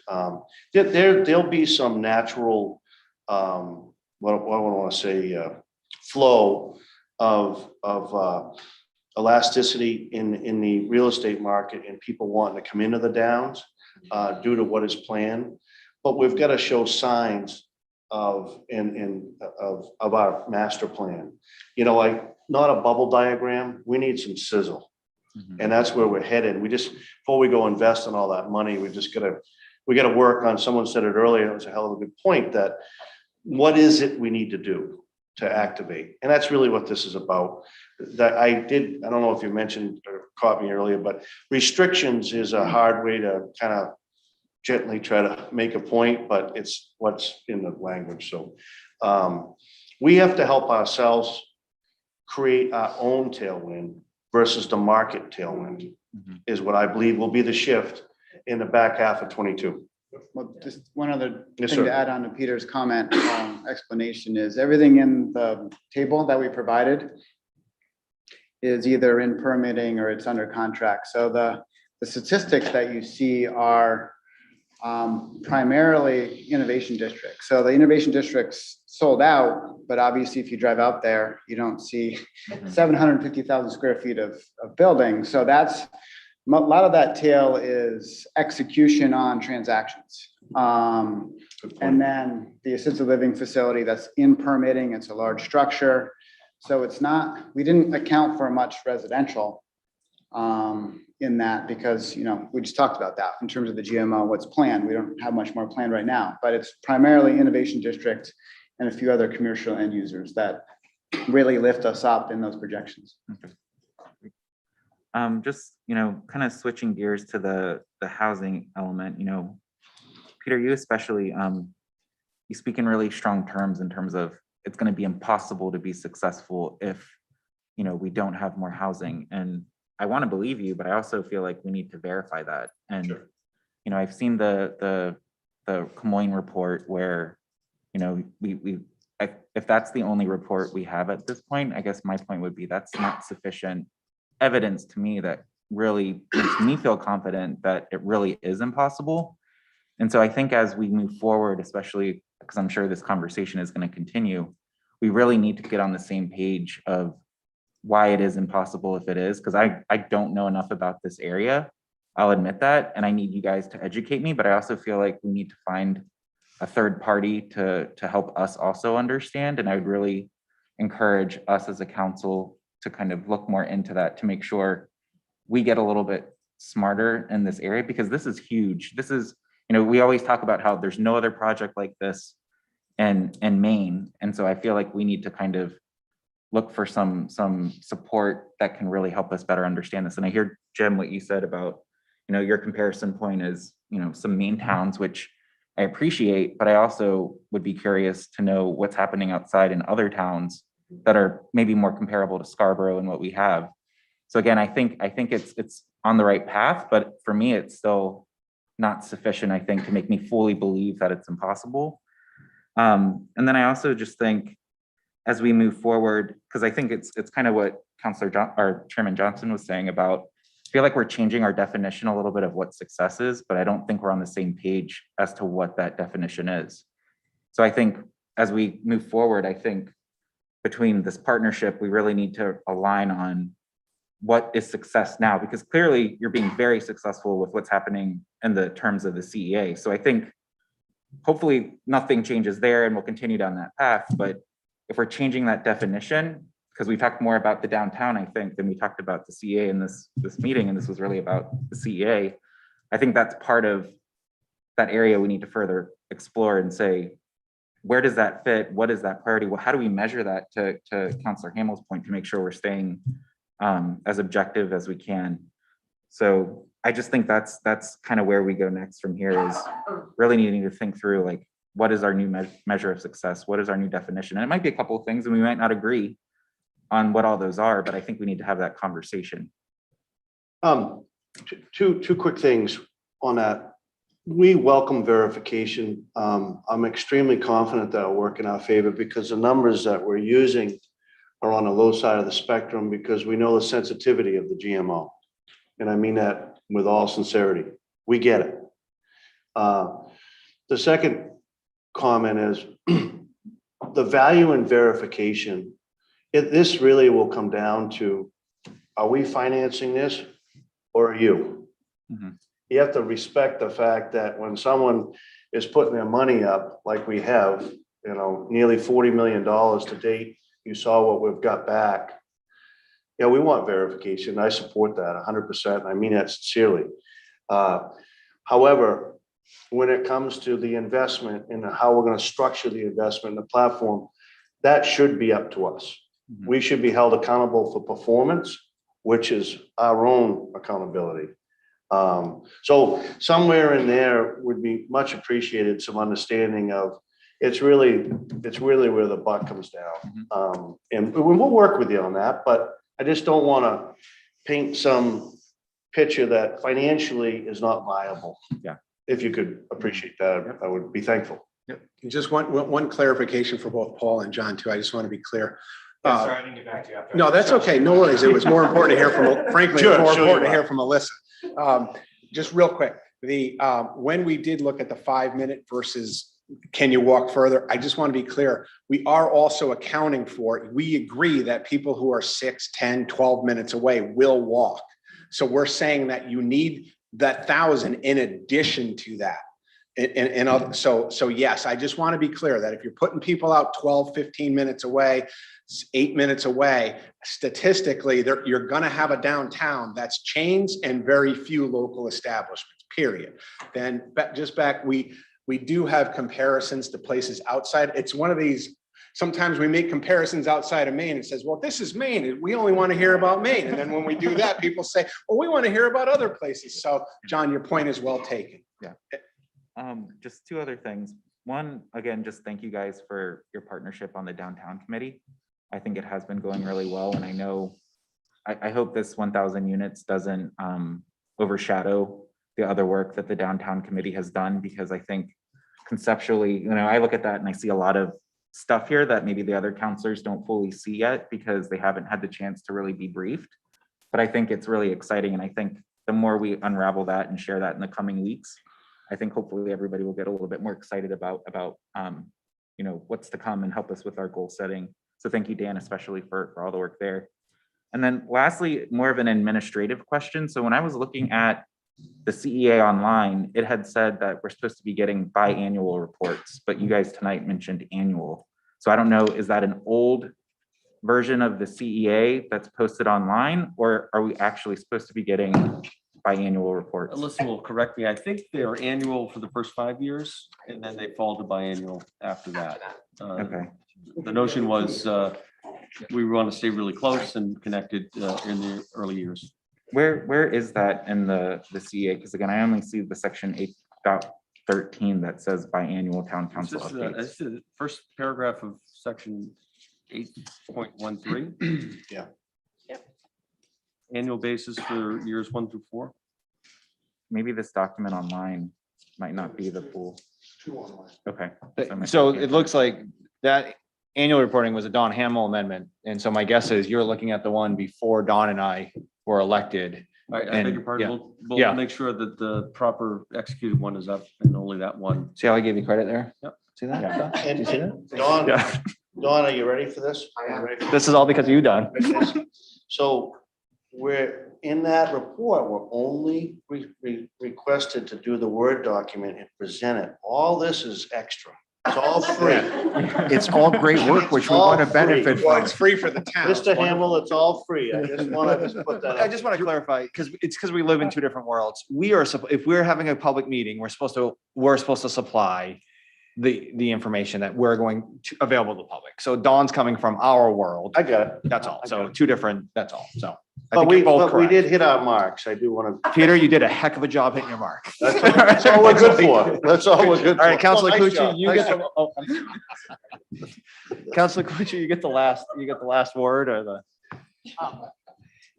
So I don't have anything prepared, but Ken, I didn't read the CEA today, but I did open it when you started your presentation because there's some references there that I just hadn't seen in a while. I think we're maybe getting buried in the minutia tonight unnecessarily because you've clearly been very successful in what you've been able to accomplish to date. And I think we've been able to work with you as well. You know, when we have pain points, right? And one of them for me, Ken and I spent a lot of time on the new GMO.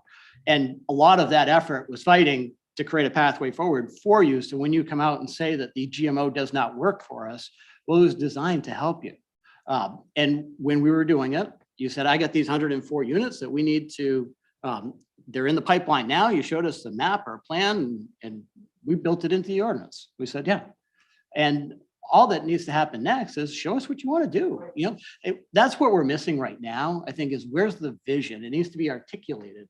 And I think we've made some good progress with the downtown committee in getting there. It certainly crystallized for me, you know, at the beginning of that process, I'm like, is this going to be a Boston Common with 10-story buildings on the side but I think you've really narrowed the focus to something that I think makes sense for Scarborough. And that was a collaborative effort. But we haven't told that story very well yet.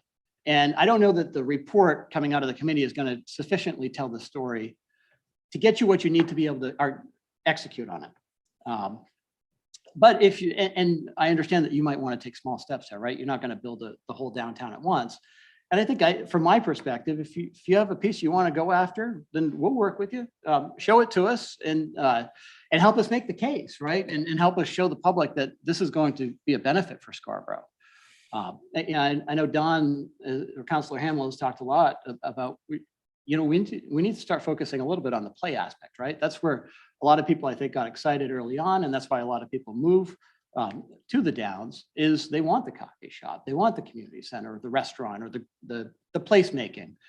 Let's make some of that happen. And it's not, where do we start? I don't know. You probably don't know yet, but when we start to get there, let's figure it out. And let's create the sizzle, I guess. Yeah. But overall, I'd say you've executed extremely well. It's a good fight to have right now, is where we want to go next. And Ken, you're right. There's no requirement for a downtown. I think it'd be cool. We might not all agree on that. Thanks, guys.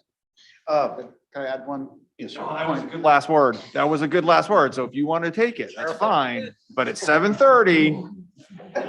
Better be good. Workshop adjourned. We are headed into the regular town council meeting. We're going to take 5 minutes. Thank you, everybody, for coming.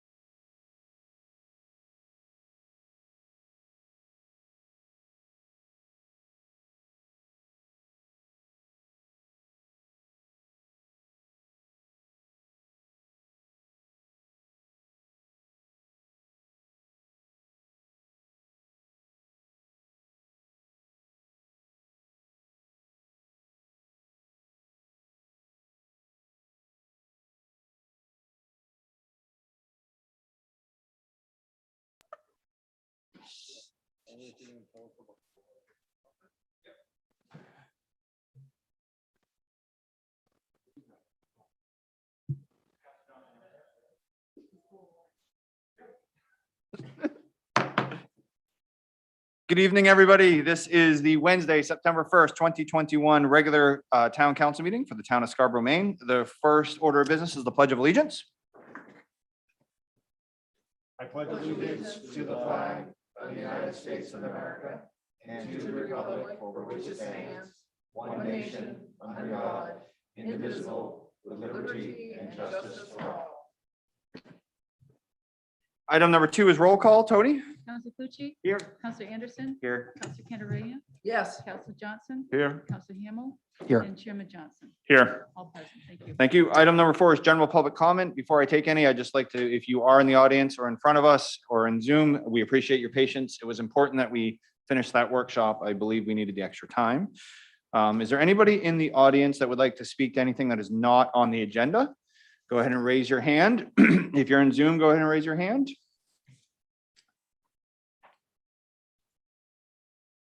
I see none. With that, I'll close general public comment. Item number 5 is approval of the minutes from the August 18th, 2021 meeting. Do I have a motion So moved. and a second? Second. Any discussion? No? Tony? Counselor Pucci. Yes. Counselor Anderson. Yes. Counselor Katarina. Yes. Counselor Johnson. Yes. Counselor Hamel. Yes. And Chairman Johnson. Yes. That's unanimous. Thank you. Item number 6 are adjustments to the agenda. I believe there are no adjustments to the agenda. Item number 7 are treasurer's warrants. I just signed them. Item number 8 is our town manager's report. Mr. Hall? Yes, thank you. A few quick items to update the council and the public. As perhaps we all appreciate, we're all donning masks this evening. I had made a policy decision for town hall staff, really following the CDC's guidance county by county. I believe there's 4 different designations, the top 2 of which I think they're coded orange and red. Masks are recommended indoors. And so we've crafted a policy following that. Today, Cumberland County did go into the high category, the highest category. And so staff will be wearing masks. We'll keep them on until there are 2 consecutive days of orange or better. And we certainly appreciate your compliance with that as well. I don't envision requiring it for visitors or residents who come to frequent business here. There are signs that clearly indicate that they're recommended. We provide them at the door. I'm pleased to say that we probably have 2/3 voluntary compliance, and it may even get better going forward, particularly if we're walking around and modeling, that behavior. So I appreciate that. Similar, related to the COVID-19, I reported at the last council meeting, I believe, with the governor's mandate for medical personnel to be vaccinated. Since then, the EMS board, who actually oversees the licensure for anyone practicing medicine in the state, has done some rulemaking and added some clarity. So I'm pleased to report that dispatchers have been exempted by way of rulemaking through the EMS board. That was a concern of mine, given this fairly small staff, I think 14 in total, with a number of folks that are unvaccinated for one reason or another, that could have really put a hardship on us to actually provide those essential services. But that class of employees are exempt at this point. And I'm very pleased to report our full-time fire and EMS staff, we have 100% vaccination. So we really have no issue whatsoever based on the current rulemaking. And there are a number of per diem staff that we use. I believe we'll place the handful of folks in an inactive status. And we've had discussions with those folks. So I think crisis averted in many respects. At this point, we're not going to be needing impact bargaining with our collective bargaining groups. Very pleased that they've been quite responsive and reactive to the standard. I'll continue to keep you updated as we go forward. I sound like a broken record, but the police chief vacancy, that position closes at Friday this week. We still have a fairly small number, I think 13 or 14 at this point. Very pleased with quality. However, I did speak with Chairman Johnson today. We will be using the same process and the same panel, if you will, that we used the first time for consistency, Though that did not produce the ideal candidate, I think the process is really sound.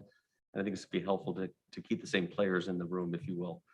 So I hope as soon as next time you convene, I'll certainly give you an update. I don't expect we'll be in a position to extend an offer, but I'm pleased with the prospects. Matter that's come up in discussion with council, and it came up again in the workshop this evening. As was mentioned, the Scarborough Downs team has received a real unique traffic movement permit. It does involve the town in terms of use of certain impact fees that we've collected over the years, decades, frankly. The council might be aware, there is some interest in providing some sort of writing to memorialize the responsibilities or intentions of certain parties going forward, because this does extend 5 or could be as long as 10 years in the future. And I had suggested a memorandum of understanding as an instrument to do that, to memorialize those intentions. I've kind of reconsidered that, and I'm exploring different options. At this point, I think I'm leaning toward having a resolve the council would consider. So really asking you to take action that would really direct the manager to do certain things into the future. I think it will largely follow our budget process. So I think there's some comfort and further scrutiny associated with that process. But by the same token, I just hope the council and the public appreciates that the development team are now legally and financially committed for something in the order of $14 million of improvements into the future. And they want some level of assurance, it's not a written agreement, that the town will continue to be a partner. And those funds will be available when needed in accordance with the work plan. So I think we've got a good path forward. I hope to have something in front of you as soon as your next meeting.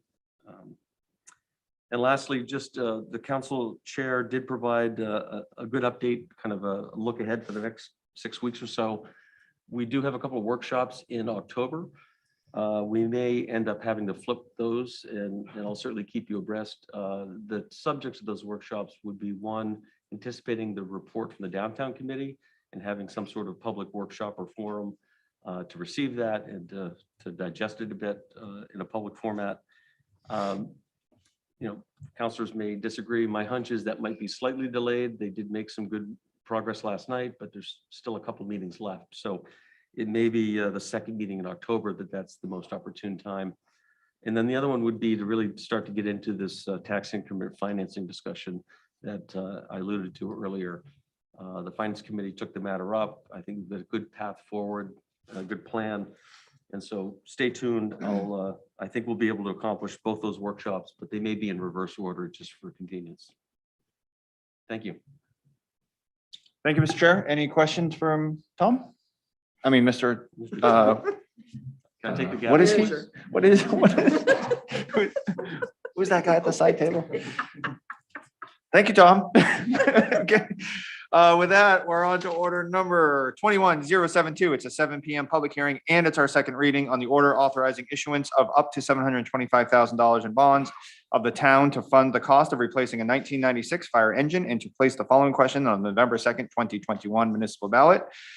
Shall the order entitled, quote, order authorizing insurance of up to $725,000 in bonds of the town to fund the replacement of the 1996 fire engine be approved?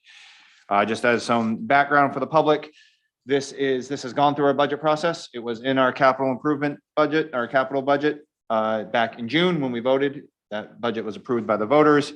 This is just a secondary step. Each capital improvement budget, capital improvement project over $400,000 has a secondary round, so to speak, and we vote on them independently. So this is one of the independent standalone questions that would be on the ballot in November. So with that, do I have a motion? So moved. And a second? Any discussion? None? Tony? Counselor Pucci? Yes. Counselor Anderson? Yes. Counselor Katarina? Yes. Counselor Johnson? Yes. Counselor Hamel? Yes. Chairman Johnson? Yes. It's unanimous. Thank you. Thank you.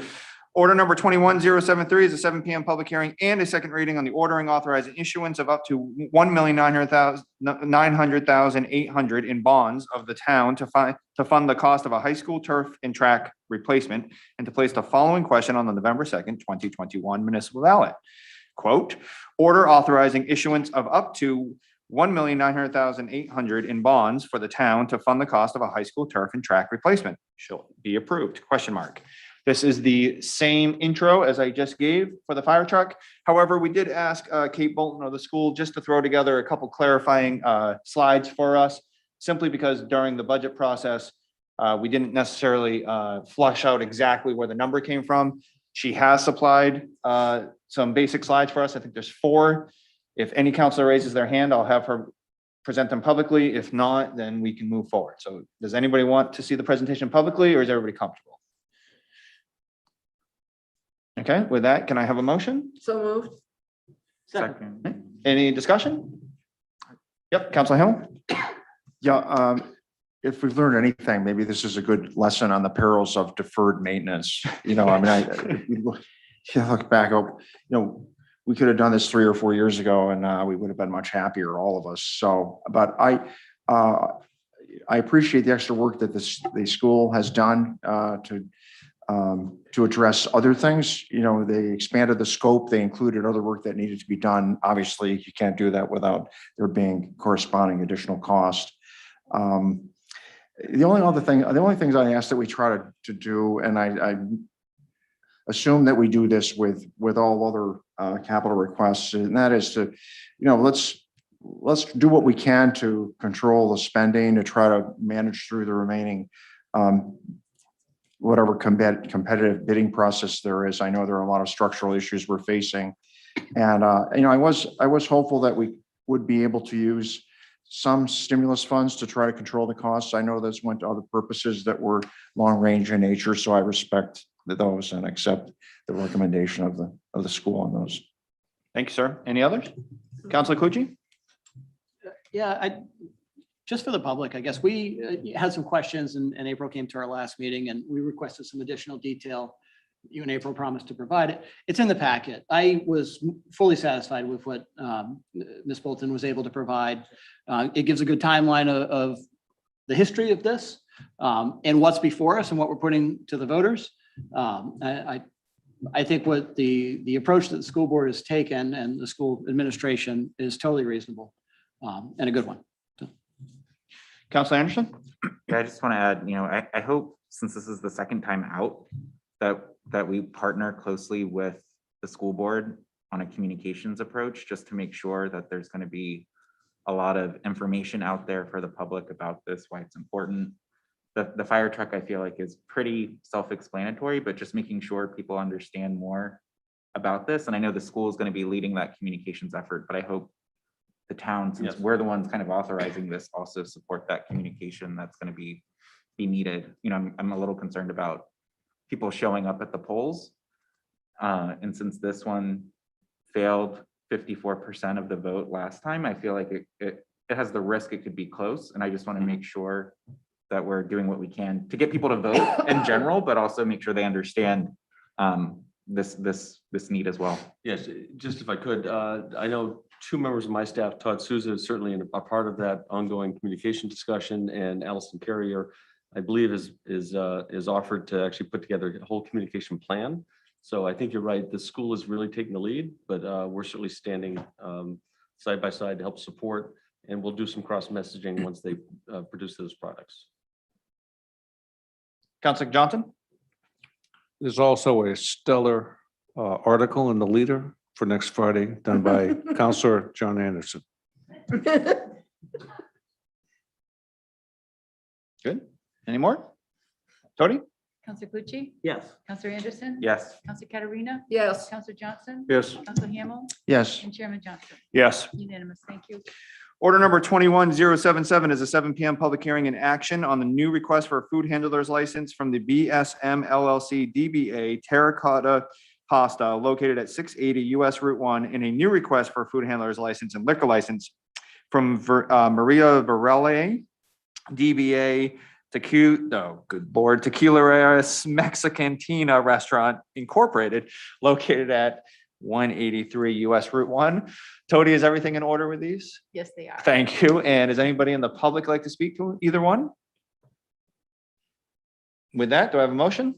So moved. Second. Discussion? Counselor Johnson? Yeah, Tony, do you know any of the particulars about the terracotta pasta? Is that a restaurant or a market No, or It's gonna be a market. it's gonna be a market? Ah. I believe It's there's really one good. in- South Portland. South There's Portland, one in South Kittery, and Portland. Dover, New Hampshire. So Oh, okay. we're on Cottage Road in South Portland. And one last thing, because we all like to eat local, the Mexican restaurant going in the old Egg and I, what, Yes. is there a time frame on their opening? I believe they're trying to, by the middle of the month. Oh, okay, Oh, great. wow. Thank you. Any more? It's on the floor, right?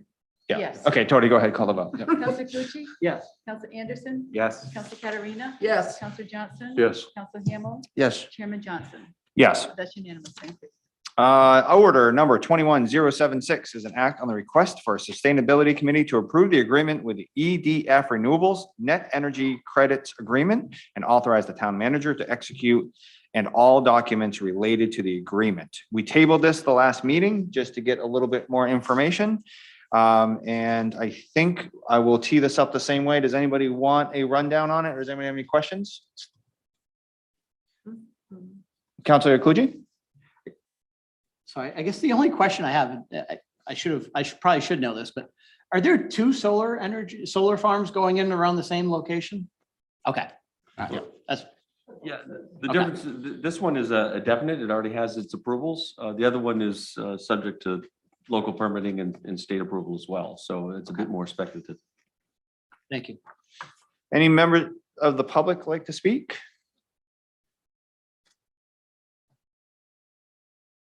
Okay, with that, I will take a motion So moved. in a second. Second. Any discussion? Councilor Hamel? Yeah, I wanted to thank Jay and staff for responding to the questions that we asked when this came up the first time around. So you did a really awesome job, answering those in a very thorough fashion, and all of that is included in the package. So thank you for that. Any others?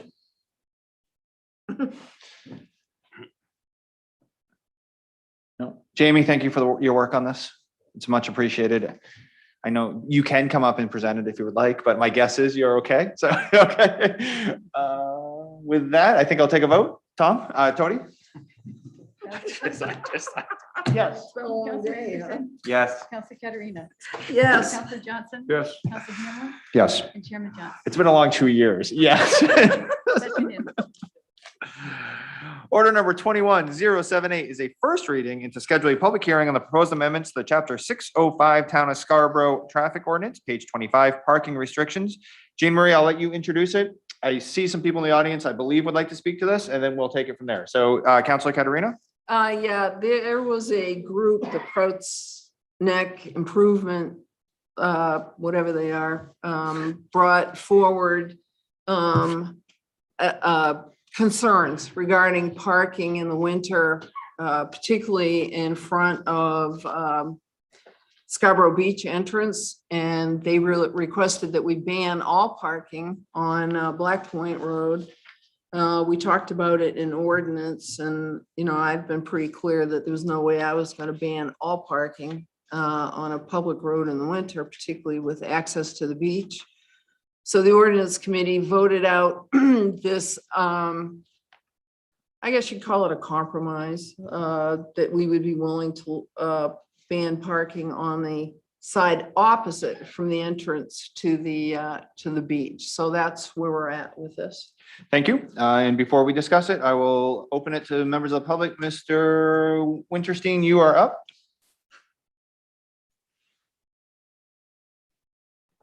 Can you hear me? We can hear you. Yep.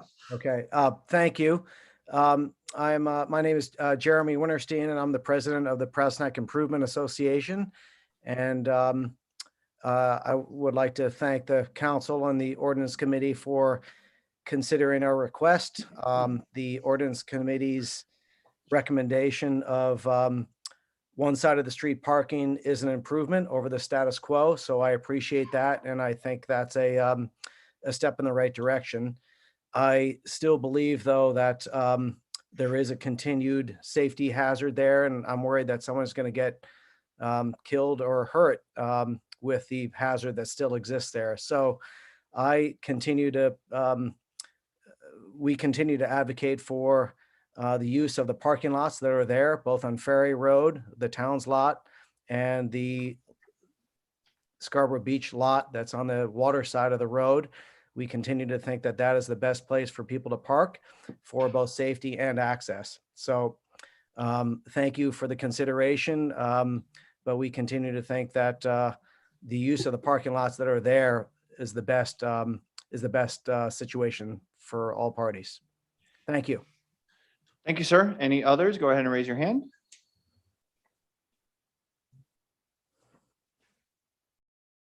Mr. Gates, you are up now.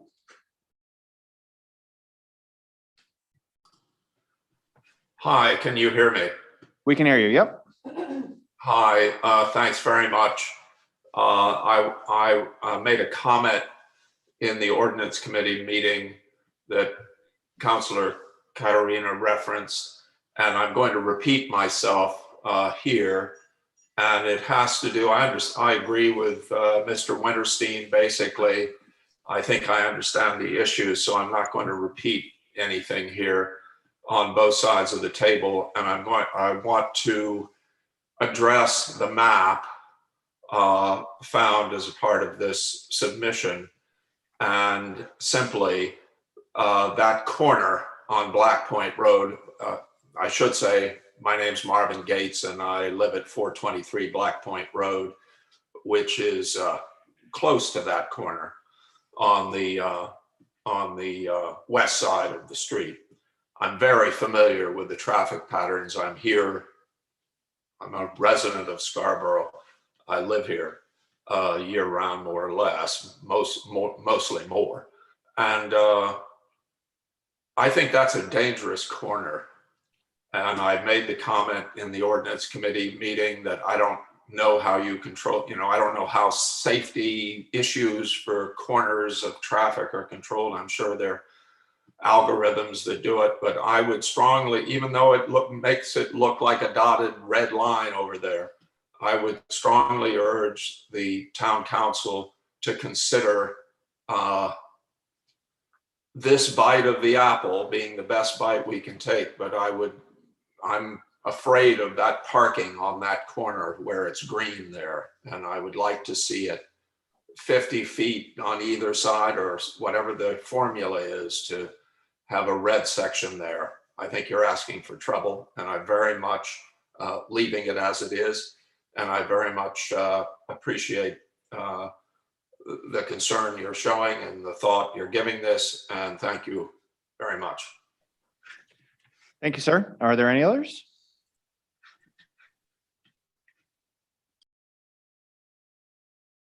Okay, I see none, so I'm going to ask for a motion, please. Mr. Chair, I'm going to motion to table till a date uncertain. Okay, is there a second? I'll second.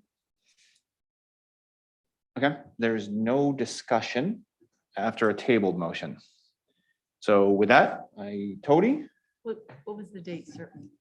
Uncertain. Oh, uncertain. So sorry. Okay. Thank you. Okay. Counselor Pucci,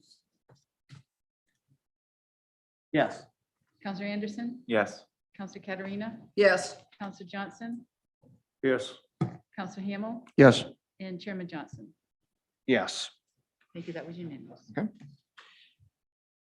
Order number 21079 is a first reading and refer to the planning board, the proposed amendments to chapter 405, the town of Scarborough zoning ordinance, section 9, performance standards, 01, utility scale solar energy systems. Jay, do you want to tee it up for us, or, oh, Jamie?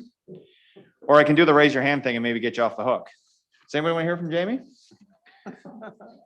Okay. I should have hesitated longer before I stood up. So good evening. For those of you who don't know me, I'm Jamie Fitch, the Sustainability Coordinator. Just to give you a little bit of background on this, the Sustainability Committee has been working on updating language for our zoning ordinance to allow utility scale solar development in Scarborough since right around 2019.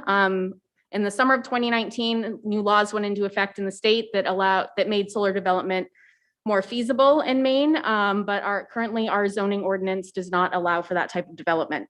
So we worked on pulling together new performance standards, which are outlined in your packet to allow this type of development, largely because it aligns very closely with the council endorsed energy and sustainability plan that the Sustainability Committee put together back in 2017. So it meets our sustainability goals. It aligns with goals in the comprehensive plan. And so the committee decided to move forward with the language updates. Thank you. Any questions? Oh, I do want to note one thing. Sorry about that. So currently the way the language or the standards stand, this type of development would be allowed in parcels equal to or greater than 25 acres in the RF, RFM, industrial and light industrial zones. Great, thank you. Councilor Cucci? So Jamie, don't go too far yet. Just a question. So I'm kind of excited about this, right? I read through most of the packet and I gleaned that 1 megawatt hour will support up to like 250 houses or something. And I know that we have a solar farm that's being planned or already in progress on the EcoMaine landfill. Yes. Do we know how big that is? That one will be just under 5 megawatts. Most of these will be just under 5 megawatts. Once you hit 5 megawatts, it triggers a whole other set of requirements through the state. So solar development of the scale, they're going to try to get as close to 5 megawatts as possible. So we'll be approaching 1,000 homes maybe if both of these projects come to fruition, or is it even more than that? Potentially, yeah. A lot of these are looking for large off takers. So the town with EcoMaine, the array that's being developed on EcoMaine's landfill, they're looking for larger producers at this point because a lot of it, in order for the development to move forward, they need to show that they've got off takers for that energy that's being produced. The easiest way to do that is to look for larger users, electricity users. But yeah, there is the potential for community solar or households in Scarborough to be taking some of the electricity that's produced locally. I guess another way to think of it is today we produce 0% of the electricity that we use, right? Yes, This is going to get us something above 0. correct. Which I think is good progress, and I'd like to see us continue in that path. Great. Any more questions for Jamie? Mm-mm. Questions for Jamie? Okay. Yeah. Can I get a motion? So moved. Second. And general discussion, Mr. Johnson? Yeah, Jay and Jamie did a great job actually helping us work through the performance. When we voted in the committee to move this forward to the council, I only had one reservation and I thought this would be the place to have the discussion, see if anybody else had it. I don't know if you can pull up the map, because Jay did a great job. He took our town and he broke it into areas of parcels that are large enough to meet the requirement, minimum 25 acres.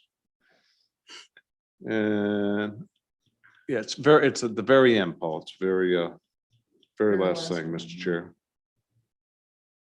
Okay, Dad. Don't ever say that again.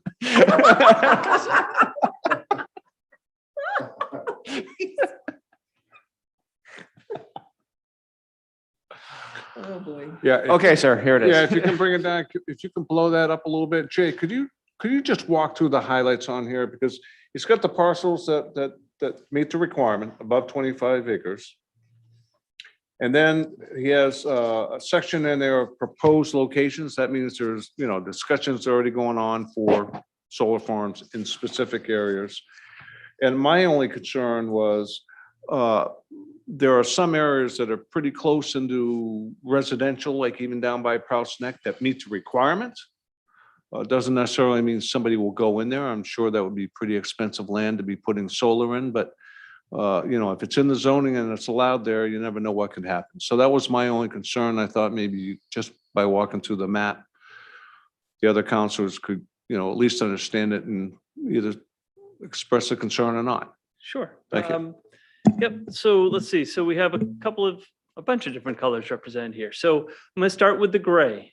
We have a darker gray color, which is sort of, yep, thank you, it's being circled right now. The darker gray is intended to identify the industrial and light industrial areas. Then what we have is the lighter gray, as you can see largely west of the Turnpike and closer to Spurwink Road and the ocean. That's intended to identify the RF and RFM zoning districts, the entire areas. Then what we did is underlying sort of the tan colors is a gray. So we then asked our GIS operator to select all the parcels that are in those zones that are 25 acres or greater. And so that's sort of that tan color you're seeing. And so that represents within those zones where one of these could potentially be located. There are other characteristics and maybe limitations that, you know, it's not every single one of these lots is possible, but these are 25-acre parcels. Then what you're seeing is a couple of hash marks. What we wanted to do is represent one land trust land. So that's sort of what you're seeing. That's green, if you will. That's sort of a dotted green on some of those. Then what we have are what's the best terminology? Just sort of one hash mark, one directional hash mark across properties, and that's intended to show properties that are in contract zones. So they probably have something else already happening there that might preclude or it, at least, you know, who knows what that would mean for solar, but just something to keep in mind. And then what you see are sort of where you see two directional hashes, sort of an X. Those are properties that we know people have proposed and or have approved, i.e. EcoMaine solar farms. And I think there's maybe, what are there, 4 or 5 of those type of properties on the map. And at this point, they're all west of the Turnpike, but for one property that actually abuts Route 1, it's the Larry Farm. Most people may be familiar with just as you enter the town from Saco. That property owner has indicated an interest. That's correct. Yep. Yep. Yep. This one right here, Jay, right? Am I circling the right one? Okay. You are. And then the red is intended to demonstrate where three-phase power is in town. That was also one of the questions that ordinance committee had is where is that? And so we wanted to show that. And one of the things that we learned through this process from the providers is, you know, yes, they want to be, if ideally they'd be right on three-phase power, but there may be some projects that, you know, there's limited site costs associated with the development that they're willing to extend three-phase power miles in some cases. I think there's one project, Jamie, if I'm not mistaken, is 3 or 4 miles that are willing to extend three-phase power through town, just because they have no other real site costs on the property they're looking at. So. Good, thank you. Yeah, so just looking at the map, and that's all. I mean, you can see the proposed one. There's one over by, like off Route 1. There's one over by Beach Ridge Road, stuff like that. So everything that's kind of in flight, at least at discussion level, looks safe to me. I was only concerned that, you know, the availability, because we said RF residential and everything, that there could be, and it was just a, you know, initial concern. I didn't know, it was suggested by somebody that called in one time. I think one of our folks that are pretty engaged with the town, suggesting an overlay, you know, to restrict it. But again, that was just a thought. So I thought I'd just mention that. Thank you. Any others? Just as a side note, this is great. This actually, because I know, Ken, you had conversations with probably all of us about that same concern, but this is a great example of the process producing something that all of us can understand pretty clearly. So this helped tremendously. Tony, you want to call the vote? Counselor Pucci? Yes. Counselor Anderson? Yes. Counselor Katarina? Yes. Counselor Johnson? Yes. Counselor Hamel? Yes. Chairman Johnson? Yes. That's unanimous. Thank you. Thank you. Item number 9 is non-action items. There are none. Item number 10 is standing and special committee reports and liaison reports. Raise your hand if you have any. Counselor Anderson. Just a reminder that we have a rules and policy meeting next Wednesday at 4 o'clock. And I think we're going to be talking about the or we will be talking about the valuation policy that we have. So that's going to be the primary focus. And I think, especially as we're moving forward more on the TIF conversations in the finance committee, I think that we'll be bringing a lot of those financial policies and things to rules and policy to just continue the conversation, because it's pretty heavy stuff to cover, I think, in just one committee. Thank you. I'm putting it in my phone now, so. So I said it. Yeah, thank you. Any others? No, the only one I have is leadership met today for about an hour and a half. To be completely frank, there's not a whole lot that came out of that. It really was Dawn and I trying to process the 1,000 unit narrative, right? And I guess I would give all the credit in the world to John, Mr. Clucci and Mr. Anderson. I think both of your comments summed it up very nicely. I think that's what we're struggling with. So I appreciate you guys waiting to the end, perfect ending, and it helps define for me what we were struggling with. So I have nothing to report other than we just had this conversation while Tom played referee. So there wasn't much else. Just keep my head down. Yeah. Council member comments, anybody? Raise your hand if you have any. None? Okay. Do I have a motion to adjourn? So moved. And a second? Second. Tony? Counselor Clucci? Yes. Counselor Anderson? Yes. Counselor Caterina? Yes. Counselor Johnson? Yes. Counselor Hamel? Yes. And Chairman Johnson? Yes. That's unanimous. Thank you. Thank you, everybody.